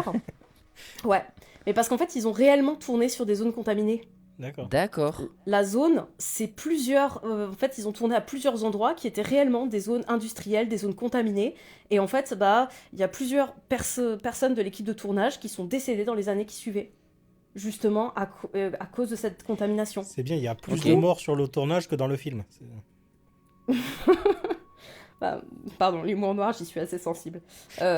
Mais du coup, je trouve que ça rajoute une dimension méta, alors assez horrible, hein, je dis pas le contraire, mais presque une dimension méta sur la façon dont ils pouvaient vivre, eux, la zone, quand ils ont tourné le film.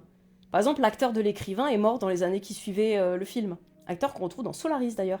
Ok. Non, mais je crois que je regarderai plus jamais un film de ce réalisateur, donc ça sert à rien de nous surprendre dans Solaris. Je ne le regarderai pas, Cassandra. Ok, on va passer maintenant au troisième film, le plus soft des trois films. Tu peux nous dire ce que c'est et pourquoi tu as choisi celui-ci. Alors, j'ai choisi Le Prince d'Égypte, le film d'animation DreamWorks, où j'ai complètement oublié de vérifier quand est-ce qu'il est sorti et qui l'a fait en détail. Il est sorti en 1998 et il a été fait par Brenda Chapman, Steve Hickner et Simon Wells.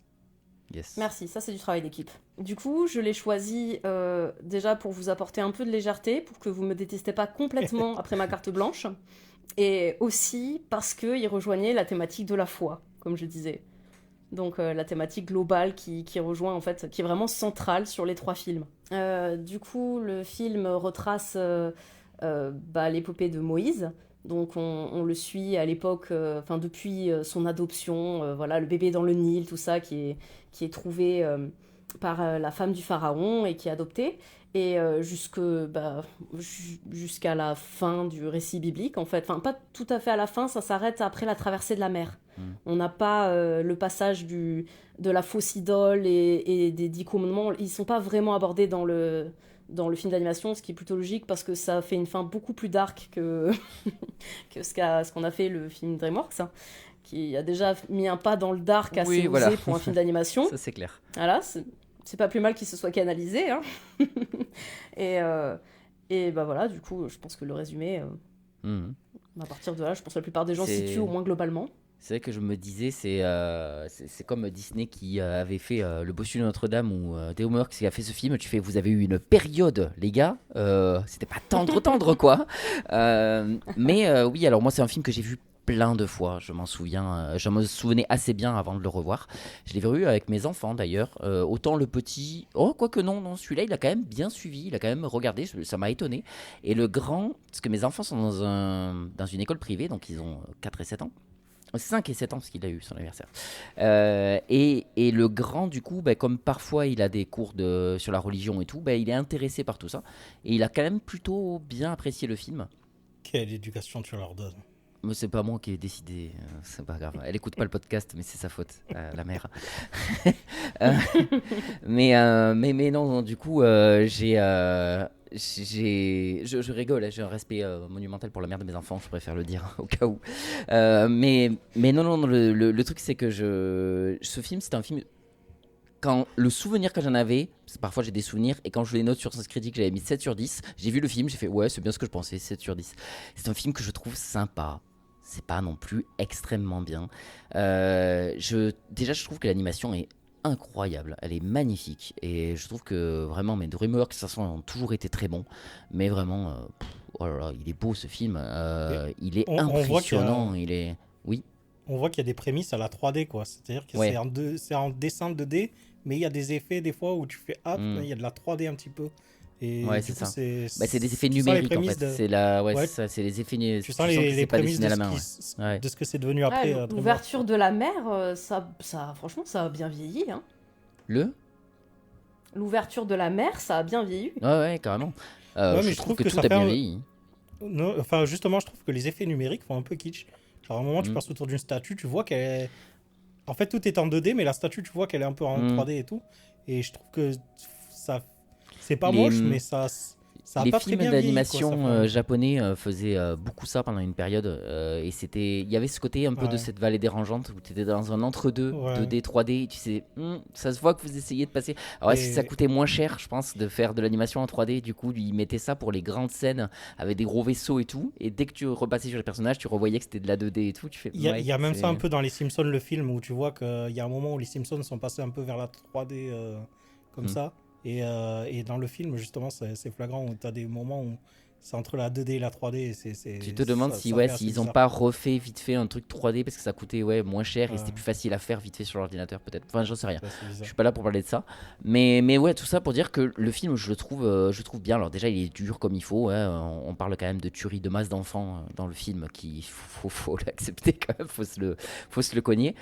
Et en plus, moi qui insistais bien devant mon fils, t'as compris que en fait ils ont tué des enfants, morts. Tu vois, et les ont donnés à manger aux crocodiles. Tu l'as compris ou pas? Et c'est vrai. C'est ce qu'on va te faire si tu n'es pas premier sage. degré, j'ai vraiment dit ça. Mais donc le film, je trouve bien en fait la raison pour laquelle il a 7 essentiellement, et je pense qu'il perd 1 ou 2 points. Enfin non, l'histoire est cool, mais sans plus non plus. Mais non, c'est les chansons. Hein. Je pense que on est dans la catastrophe au niveau des chansons. Alors, je l'ai vu en VF. Musicalement, c'est très joli, mais que musicalement. Moi, les gens qui sont obligés de parler plus vite pour essayer de rattraper les pieds, tu fais, mais vous avez tout gâché, les gars. C'est-à-dire que vraiment, de dire... Je donnais cet exemple à Benjamin. Je vais vous faire une chanson de Disney. C'est moi Simba, c'est moi le roi du royaume animal. C'est très bien découpé. Oui, ça respecte les pieds. Là, ça ferait un peu... C'est moi Simba, c'est moi le roi du royaume animal. Voilà, ça ferait un truc comme ça. Tu fais... T'as essayé de rattraper le truc, mais alors est-ce que c'est la VF qui est complètement claquée au niveau de la chanson et qu'en VO c'est mieux? J'en sais rien.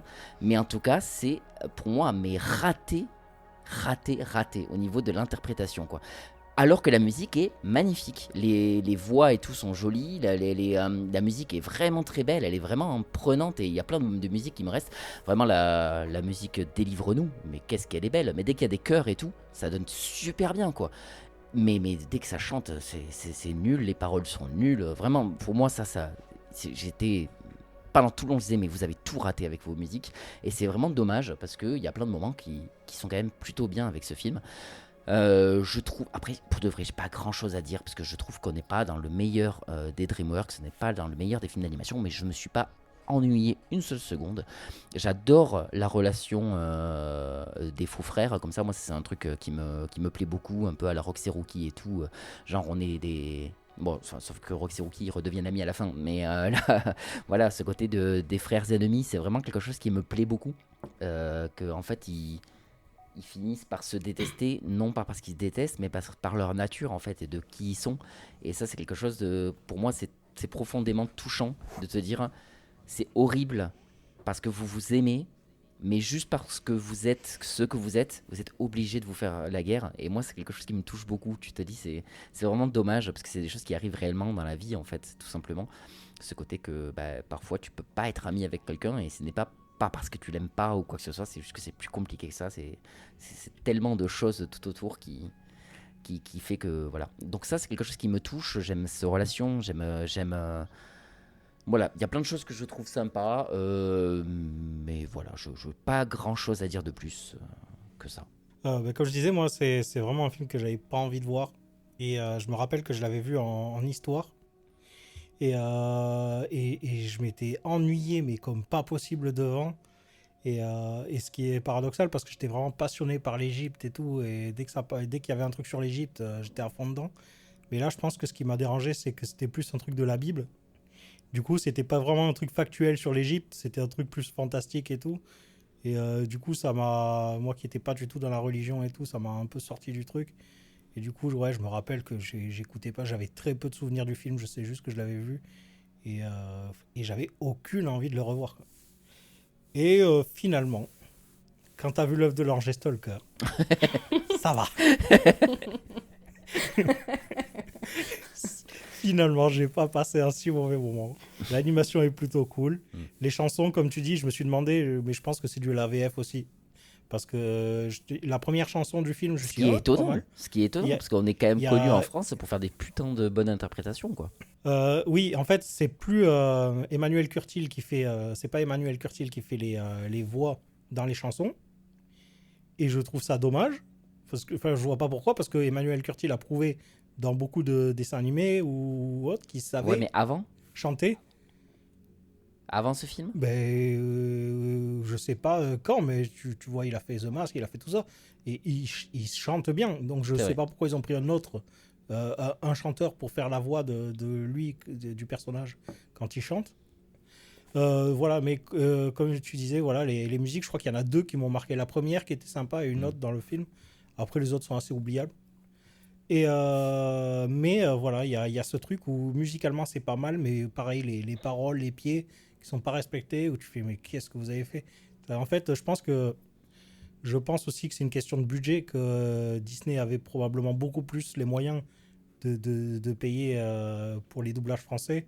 C'est pour ça que c'était beaucoup de bien meilleure qualité, alors que DreamWorks c'était un plus petit studio qui avait pas forcément envie de mettre des tonnes d'argent dans la VF, donc ils ont fait un petit truc peut-être un peu plus à l'arrache. Je pense que c'est surtout dû à ça. Parce qu'un petit film DreamWorks, peut-être qu'ils n'ont pas vu. À partir du moment où ils ont mis, alors est-ce que c'est fait exprès, mais à partir du moment où ils ont mis la même voix à Moïse et à Dieu, je suis d'accord, pourquoi pas.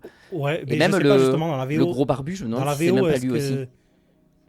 Ouais, dans la VO, je sais pas si c'est Emmanuel Curtil qui fait Dieu. Enfin, non, c'est pas Emmanuel Curtil, mais je veux dire, si c'est la voix du personnage qui fait Dieu aussi. Ça. Là, c'est Emmanuel Curtil qui fait Dieu. Parce que c'est possible que ce soit fait exprès, parce que souvent, c'est comme Jésus. Voilà. On considère souvent que Jésus, c'est Dieu aussi, tu vois. Donc, ouais, et puis là, je me suis dit, c'est plus une voix qu'il entend dans sa tête, c'est pas forcément un truc qui, tu vois. Et c'est dans son imagination, donc je me suis dit, peut-être c'est pour ça qu'il l'entend avec sa voix à lui. Mais je me suis demandé aussi, du coup, est-ce que c'est vraiment un personnage différent? Ils ont gardé Emmanuel Curtil, mais ça m'étonnerait. Je pense que c'est pareil dans la VO, quoi. Et voilà, sinon, voilà, je n'ai pas passé un mauvais moment. J'ai passé un meilleur moment que ce que je pensais. Les chansons, c'est un peu dommage. Voilà, c'est pas forcément nécessaire. Surtout, à l'époque, ils ont voulu faire du Disney, quoi, de foutre des chansons en tout bout de champ. Et je vois pas forcément. Au bout d'un moment, ça va qu'ils ont un peu laissé tomber ça maintenant, où il y a toujours un petit peu de temps en temps, mais ça s'est calmé quand même sur les chansons. À l'époque, les années 90 et tout, c'était vraiment des chansons tout le temps, quoi. Bah déjà, je me dis que pour ma prochaine carte blanche, je vais mettre 2 films contemplatifs et un film que Jay aime pas. Comme ça, je vais l'aider à réhabiliter certaines œuvres. J'ai l'impression que ça a bien marché. Non, mais je vais plus participer. Mais non, mais j'en mettrai pas des comme ça la prochaine fois. J'espacerai. Voilà, Solaris, ça sera ma 4e carte blanche. Allez. Alors du coup, je précise que mon objectivité va être mise à mal. Ok. Parce que là où Stalker et L'œuf de l'ange sont des films que j'ai découverts adultes, ce n'est absolument pas le cas de Prince d'Égypte. J'ai grandi avec et je l'ai adoré depuis que je suis gamine. Donc il fait vraiment partie de mes DreamWorks préférés. Je pense qu'il est dans mon top... je pense que même quand j'étais gosse, si t'enlèves tous ceux qui n'étaient pas sortis depuis, il était dans mon top 3. Ok. Voilà, toute ma jeunesse, c'était mon top 3 de films d'animation. Il y avait lui, il y avait La planète au trésor et un que j'ai oublié. Donc voilà, Prince d'Égypte, il fait vraiment partie des films d'animation qui m'ont énormément marqué, qui m'ont énormément plu. Donc j'adore les chansons, je suis peut-être pas objective, mais j'ai chanté avec une bonne partie de ma jeunesse. Donc voilà, moi j'avoue, je les trouve incroyables. Les musiques, c'est Hans Zimmer, elles sont folles les musiques. Oh là là. Ouais. Donc vraiment c'est... Musicalement, c'est magnifique, je suis totalement d'accord. Ah ouais, non, mais... Donc voilà, dès que Hans Zimmer est là à la composition, par exemple, je fais partie des rares personnes qui ont jamais trop raffolé du Roi Lion. Je l'ai plutôt revu à la hausse en grandissant celui-là. Donc quand j'étais petite, j'ai pas particulièrement accroché, j'ai pas aimé, il était sympa, mais il a jamais fait partie de mes tops là où il fait partie des tops de l'ensemble du monde. Et du coup, mais les musiques. Franchement, c'était Hans Zimmer c'est Hans Zimmer qui a fait le Roi Lion. Et par contre, s'il y a bien un truc que j'ai tout de suite kiffé dans le Roi Lion, c'est les musiques. Hein. Donc voilà, déjà il y a Hans Zimmer quelque part, j'aime. Et Cette et du take, coup, même... vraiment, ça c'est un truc de fou. Personne dit ça, quoi. De quoi? Mais voilà, je suis pas tout le temps Oui. guidée par une volonté d'être originale. Oh, le mouton, vous, elle aime Hans Zimmer. Vous savez, pire, j'adore Nolan. Voilà, vous pouvez me jeter des Oh, pierres. non, Allez, vas-y. Voilà, mais On arrête de te couper. Donc, ça marche. Du coup, les chansons, les paroles, je les trouve super aussi. Alors, je suis d'accord, il y a certaines chansons qui sont facultatives. Genre, franchement, celle où t'as les 2 prêtres qui chantent, je pense que celle-là, elle était vraiment pas obligatoire. Hein. Ça, je vous rejoins quand même sur certaines. Ce moment-là, je me suis dit, j'ai l'impression qu'ils ont essayé de se dire, on va essayer de faire un truc pour les enfants un petit peu aussi, tu vois. Enfin, j'ai eu cette sensation-là de me dire, j'ai vraiment eu l'impression d'essayer de revenir un peu en arrière en disant, là c'est peut-être un peu trop sérieux, un peu trop dark pour les gosses, on va faire un truc un peu plus enfantin. Regardez comment la Bible, ça peut être cool. Non, il y a quand même une volonté intéressante derrière. Même si j'avoue que celle-là je la trouve un petit peu trop, parce que il y en a déjà beaucoup des chansons aussi, hein. Mais il y a quand même une volonté intéressante derrière qui est en fait de montrer que les prêtres, c'est à travers le spectacle qui crée le miracle. Que c'est vraiment que c'est du miracle de cirque en fait. Et puisque c'est à travers ça qu'ils font popper les serpents, qu'ils font... là où Moïse il fait toujours du direct lui. Et lui, voilà, il pose le bâton, c'est un serpent. Alors que eux, en fait, t'as toute l'animation, t'as le spectacle, et en fait, à la fin, c'est eux qui sont plus acclamés par la foule. C'est eux qui, en quelque sorte, ont retourné le truc de... oui, nos dieux, en fait, ils sont aussi forts que le dieu unique, hein. Donc, juste par le spectacle. Et cette notion-là, elle est intéressante quand même. Et bon, ils pouvaient pas le faire à chaque fois, mais le faire pour la première fois, où il y a justement cette opposition de 2 miracles et des 2 fois sur la même scène... C'est pas déconnant de le faire par une chanson. Donc, non, c'est juste que la chanson, elle est pas folle dingue, quoi.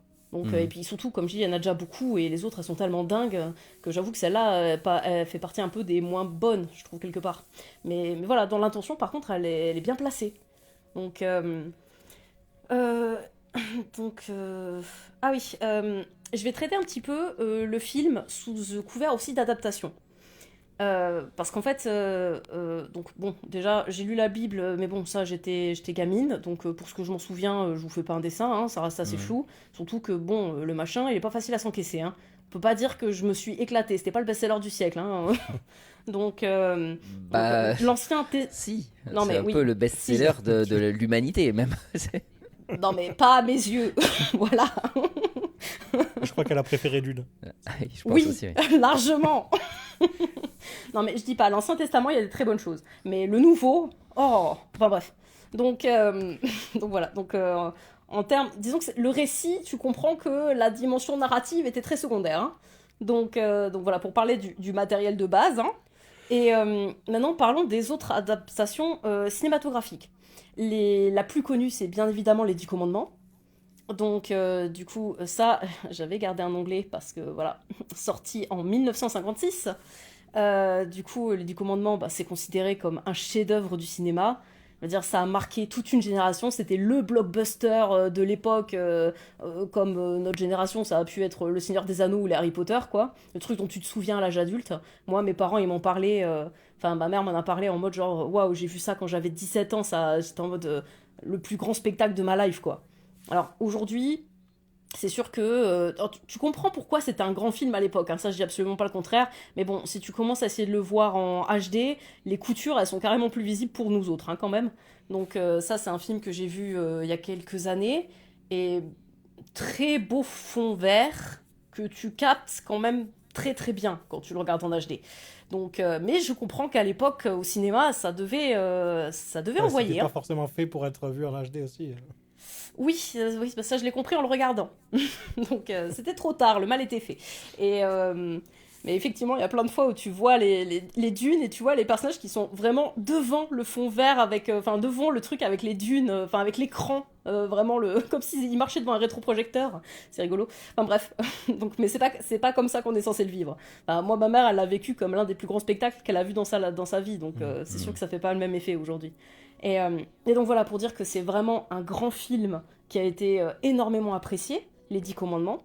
Et du coup, moi, ma mère m'a toujours dit, oui, le prince d'Égypte, c'est sympathique, mais Les 10 Commandements.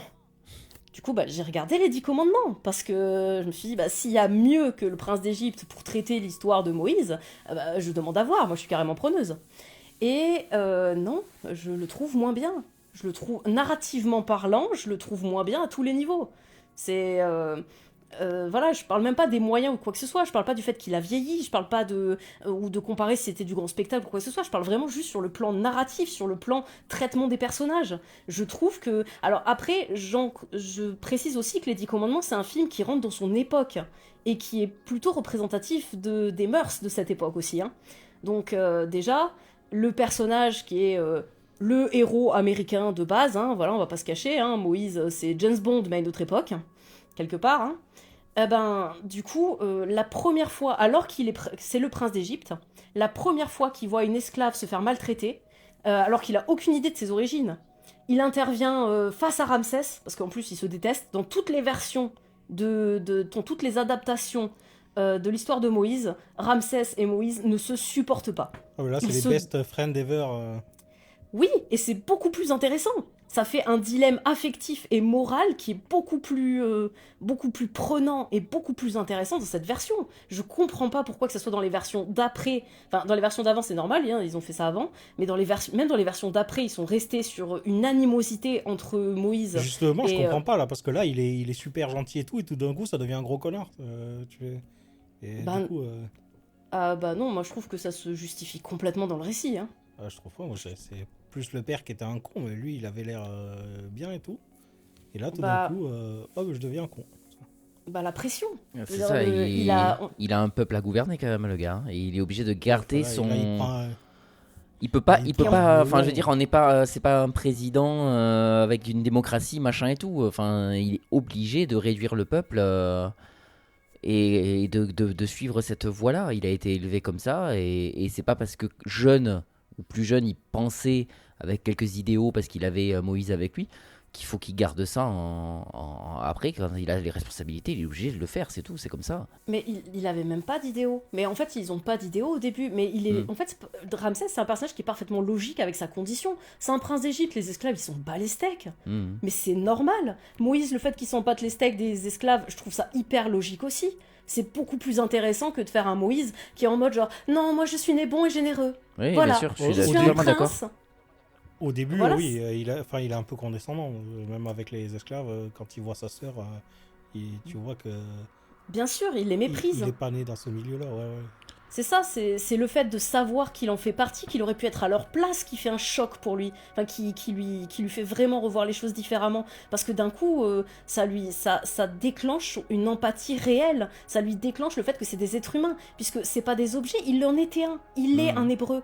Du coup, en fait, ça lui ouvre toute la dimension humaine de toute la communauté des Hébreux, et puisqu'il ne peut que constater sa propre humanité. Et du coup, bah, c'est ça qui est beaucoup plus intéressant, parce que les personnages sont cohérents avec leur que ce soit dans les décisions, quand Moïse va vivre ça comme un vrai choc existentiel, et qu'avant c'était un petit con, un petit prince qui s'éclatait à destroy la ville parce qu'on fait une course de chariot avec le frangin, bah tout est parfaitement cohérent. Quand ces deux princes, lui en plus, il porte pas le poids de la dynastie. Là où Ramsès, il la porte. Il a la responsabilité, il a le père qui lui met la pression, qui lui dit un maillon faible peut anéantir la dynastie. Donc en fait, Ramsès, il doit être une représentation de puissance. Et il doit même surpasser son père. Et on le voit d'ailleurs dans la scène où il se retrouve, parce que là où il y avait la statue du père dans le fond, on voit que Ramsès s'est fait construire une image de lui-même encore plus grande. Parce que pour surpasser l'image du père, avec laquelle il a été forcé d'être à la hauteur toute sa vie. Et du coup, cette pression qui est vraiment identitaire chez Ramsès, eh ben, surtout après des années de séparation avec Moïse, surtout qu'en plus, bah, le fait qu'il soit barré, tout ça, bah, en plus c'était une trahison. Parce que quelque part, sur le plan de la relation, et ça aussi c'est très intéressant, bah, Moïse, il est pas... la moralité, elle n'est pas que de son côté. On peut considérer que sur le plan de la relation, il est le traître, relationnellement parlant, avec Ramsès. Il est celui qui part sans lui expliquer pourquoi, qui abandonne son frère sans lui donner la raison pour partir dans le désert. Il est celui qui revient pour anéantir la dynastie. Il est celui qui va indirectement tuer son fils. Sur le plan relationnel, c'est Moïse le connard. Et le film a décidé de ne pas éclipser cette dimension. Et je trouve que c'est très audacieux sur un récit religieux d'avoir décidé d'assumer toute l'ambiguïté morale que porte Moïse, là où toutes les autres représentations de Moïse en ont constamment fait un héros. Et on le voit dans les 10 commandements, où le personnage est infaillible dès le début, il est d'une dimension morale irréprochable. Enfin, en tout cas, le film le veut comme ça, parce que c'est pas vrai qu'il est d'une dimension morale, mais c'est juste quand tu en fais une lecture d'aujourd'hui. Parce que dans son traitement des femmes, c'est un sacré connard, mais à l'époque, ça rentrait dans les mœurs. Donc... voilà, c'est les femmes, c'est les méchantes, c'est des femmes, c'est des serpents à l'intérieur, les femmes. Donc du coup, Moïse, voilà, il peut être un connard avec elle. C'est parce que Dieu lui a demandé, tu comprends? Alors j'ai couché avec toi, mais dégage. Donc voilà, disons que le film en fait un héros. Le film, moralement, est complètement derrière le personnage de Moïse dans les 10 commandements. Et à aucun moment il n'est remis en question, que ça soit pour le meurtre des premiers-nés, que ça soit, c'est Ramsès le méchant et c'est lui le héros. Et dès le début et jusqu'à la fin. Et cette dimension-là, eh ben, elle m'intéresse pas. Parce que je trouve qu'elle apporte pas quelque chose de très intéressant. Je trouve que, justement, les récits bibliques, ils sont intéressants dans leur seconde lecture. Ils sont intéressants dans les dilemmes, dans les enjeux que ça peut porter. Et là, notamment, ben, on parle du massacre des premiers-nés. Je dis pas que pour libérer les esclaves, il n'a pas fait par progression avant ça, mais ça reste quelque chose de lourd à porter. Et tous les personnages... Enfin, qu'est-ce que ça renvoie quand les personnages de Moïse provoquent ça, en ayant conscience qu'ils le provoquent, et après ils sont en mode genre « Non, mais ça va, parce que les Hébreux, c'est tous des gentils, et par contre, c'était les Égyptiens, les salopards. » Ouais, bah c'était des enfants quand même, hein. Enfin, je veux dire, on pourrait se poser 2 secondes sur cette problématique, ou... Non, on passe à autre chose. Donc... ouais, moi je suis désolée, les 10 commandements, je trouve que il était très bien à l'époque, hein, je dis pas le contraire, hein, on peut dire que c'est un film exceptionnel, pour les gens de cette génération, ça a été le blockbuster événementiel de la décennie, et ça je l'entends très bien, mais aujourd'hui, je trouve qu'on peut en faire une lecture extrêmement plus ambivalente et beaucoup plus critique sur le fond. Et pour partir sur les interprétations qui ont eu lieu après, Exodus, oh n'en parlons pas, franchement, pour un film récent... moi je trouve que le calvaire il est là. Hein. Tu l'as pas vu? Non, j'ai aucune envie de voir ce genre de film. Donc, ouais, bah franchement je trouve que tu loupes pas grand chose. Et tu attends l'Exode de Nolan? L'Exode, tu veux dire l'Odyssée? L'Odyssée, exactement. Rien à voir. Pas du tout la même religion. Oui. Mais tu attends l'Odyssée? Grave. Ouais, j'imagine. Ah ouais, j'ai vraiment hâte de savoir ce qu'il va proposer avec ça. Hein. Ouais. Parce qu'effectivement, j'aime la mythologie, j'aime les récits de religion, donc j'adore l'Odyssée. Et tu adores J'adore Nolan. l'histoire Donc d'Ulysse. il y a vraiment tout pour croiser, quoi. Exactement, Et puis en plus, je crois que c'est Hans exactement, il y Zimmer a un à la très beau compo, match. donc c'est... Je sais. Oui, j'attends beaucoup ce film. Ok. Mais voilà, du coup, pour repartir sur Moïse, ce que j'aime aussi, c'est quand tu le compares aux différents traitements, je trouve vraiment qu'il en a rendu, comme je dis, non seulement quelque chose d'audacieux, parce qu'aux États-Unis, ils sont quand même très catholiques. Donc, du coup, mine de rien, quand tu commences à mettre des nuances dans certains récits, alors ça se fait de plus en plus, hein, je dis pas le contraire, mais sur un récit tel que la Bible, adapté aux enfants, enfin, ce film, il respire l'audace. Quand même, je veux dire, faire un film d'animation pour les enfants, avec ce degré de traitement, en gardant les événements les plus terribles, genre le meurtre des enfants chez les Hébreux, le fait qu'on les a balancés au Et crocodile, puis de voir réellement le l'esclavage. cadavre du fils de Ramsès, quoi. On voit son Exactement. cadavre. Faut oser montrer un cadavre. Enfin, le seul cadavre qu'on a vu, c'est Mufasa. Là, c'est le cadavre d'un enfant. C'est un truc de fou. Grave. En Ouais, alors que maintenant, avec le wokisme, on fait plus ça. Voilà, tout le monde. Société de fragile, on fait plus. C'est un autre débat que nous avons déjà eu d'ailleurs. T'aurais dû être là. Mais ouais, du coup, les enfants. Puis en plus, même la scène où plein d'enfants meurent, je trouve qu'à aucun moment on tombe dans le graveleux. C'est vraiment de l'évocation. Une bougie à la fenêtre et d'un coup elle est soufflée. Une main qui tombe et qu'on voit juste sur le pan de la porte. Tu sens toute la gravité de l'événement sans qu'à aucun moment En il plus, soit sans musique, véritablement sans rien. C'est vraiment une scène, t'as juste. Voilà, un esprit Exactement. qui arrive, qui prend, qui repart, quoi. C'est ça. Même quand t'es gosse, tu le sens, le poids de cette scène. Tu la conscientises pas forcément. J'adore cette scène, Pas forcément. Voilà, il n'y a pas l'intellect. Mais je trouve que cette scène, elle est d'une audace folle. Et si on prend tout le film, en plus en sachant qu'ils ont rajouté des nuances, c'est eux qui ont pris l'initiative de faire une relation véritablement fraternelle entre Moïse et Ramsès. C'est eux qui ont pris le temps de la développer. C'est eux qui ont décidé que Moïse, il allait vraiment le vivre à travers quand il s'effondre en larmes après avoir s'être confronté à Ramsès face au cadavre de son fils et que dès qu'il sort il s'effondre et qu'il pleure, je trouve que c'est hyper fort parce que ça montre que le personnage il porte le poids de ce qu'il vient de faire, que c'est pas quelque chose de léger, d'anodin ou d'héroïque. Il a pas fait que libérer un peuple, il en porte aussi le sacrifice. Et du coup je trouve que cette dimension là elle aurait dû être traitée systématiquement. Et du coup, quand j'en vois les traitements antérieurs et ultérieurs, et postérieurs... Parce que, au final, il a refait exactement ce qu'avait fait, ce qu'il reprochait d'avoir fait au père de l'autre. Il a sacrifié des enfants pour sa cause, quoi. Donc... certes, mais bon, avec la dimension de l'esclavagisme, c'est quand même un contexte un peu différent. Je veux dire, lui, c'est pour libérer un peuple, l'autre, c'est pour la servir, pour mieux la servir. Mais dans les faits, il a quand même refait un peu la même chose. Exactement. Dans les faits, c'est pareil.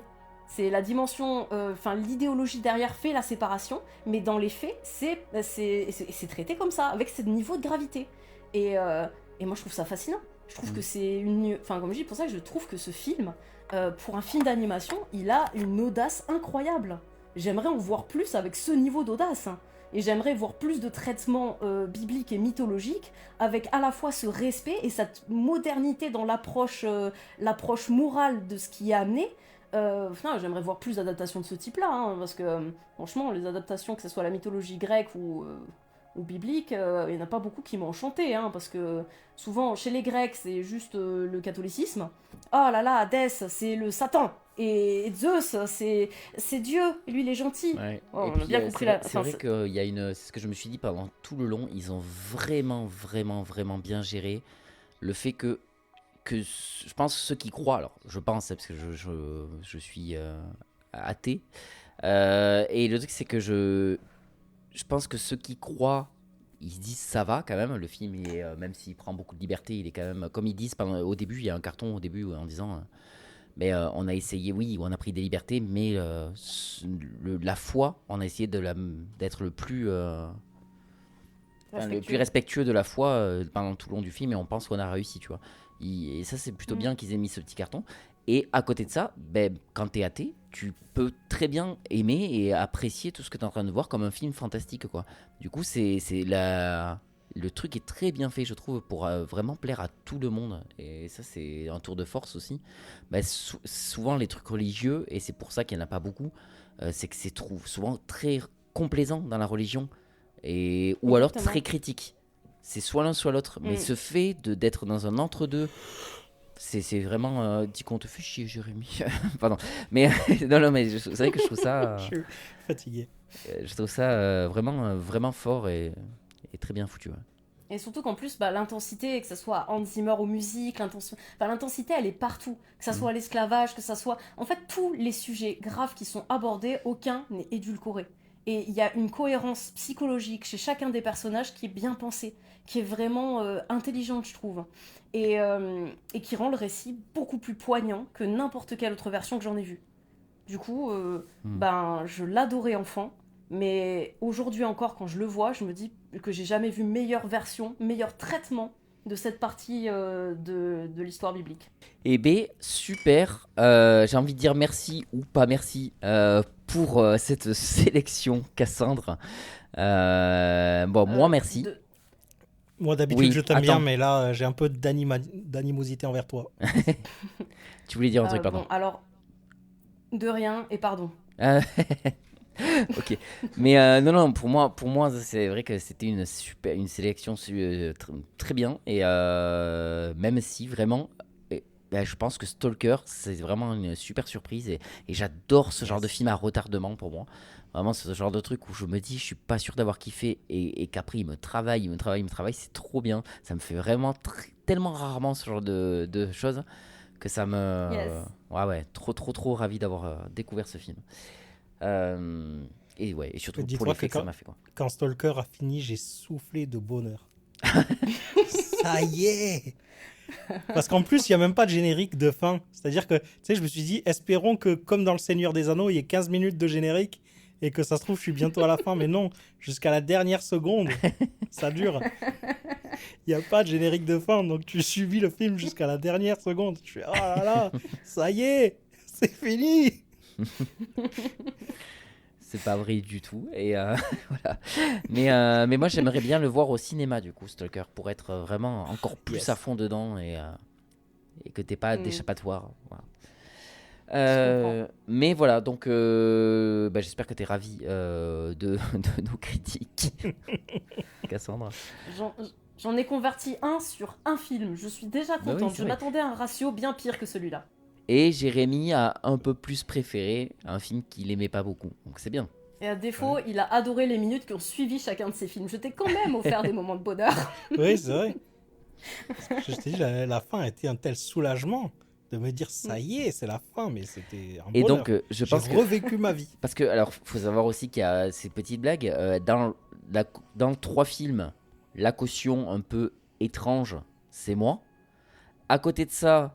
en général, les gens disent souvent ah ouais, Jérémy avec ses goûts douteux parce qu'il aime la violence et tout. Mais je crois que dans le plus hardcore au niveau de est-ce qu'il faut réussir à rentrer dans le film, c'est Cassandre, quoi, qui a la palme. C'est un level au-dessus. Et, je disais à Benjamin hier, je lui disais, je crois que ce que j'ai ressenti devant Stalker, c'est ce que tu ressens devant Yorgos Lanthimos. Je comprends ce que tu ressens enfin. Mais enfin voilà, et je suis voilà, tout ça pour dire que je suis content. Il me tarde. Alors la prochaine carte blanche sera la carte blanche d'Erwan, qui participe pas souvent, mais voilà, qui a fait quelques épisodes avec nous, comme celle d'Halloween ou de Noël, et qui reviendra avec son film, vous verrez, très intéressant aussi. Et il y a moyen, je sais pas si tu participes, Jérémy, mais il y a moyen que tu kiffes un peu plus déjà. faut déjà que je me remette des films de Cassandre. Et comme Erwan, mais Erwan, c'est beaucoup plus populaire ce qu'il a pris quand même, Erwan. Ouais, mais à part le premier, pas le même le Melville peut-être sera un peu plus. Il est beaucoup dans les films historiques et moi pas du tout. Non, mais Chevalier, c'est un film historique mais c'est surtout un film, populaire. Enfin, c'est très grand public. C'est un film fictionné. Ouais, franchement, tu peux te le regarder. C'est un film très très fiction. Ouais, c'est ça. C'est très bien. Moi, je l'ai déjà vu, donc je dis ça. Et ce Gentleman de Guy Ritchie, c'est Guy Ritchie. Donc je pense que c'est un truc, alors pas sous coque, mais voilà, un truc très bien. Enfin, Guy Ritchie, tu connais tu connais le réalisateur. J'ai vu que les Sherlock que j'ai pas aimé, super. Eh ben super, voilà, nickel. Bref, je vous souhaite à tous donc une très bonne journée et une très bonne soirée. Et je vous dis à la prochaine. Bye. Au revoir. Bonsoir. Hop hop hop. Et on n'oublie pas les cinéphiles, si ce podcast vous a plu, vous pouvez en parler autour de vous et le partager. Et pour nous soutenir, vous pouvez laisser 5 étoiles, un avis et vous abonner. Allez, la bisette.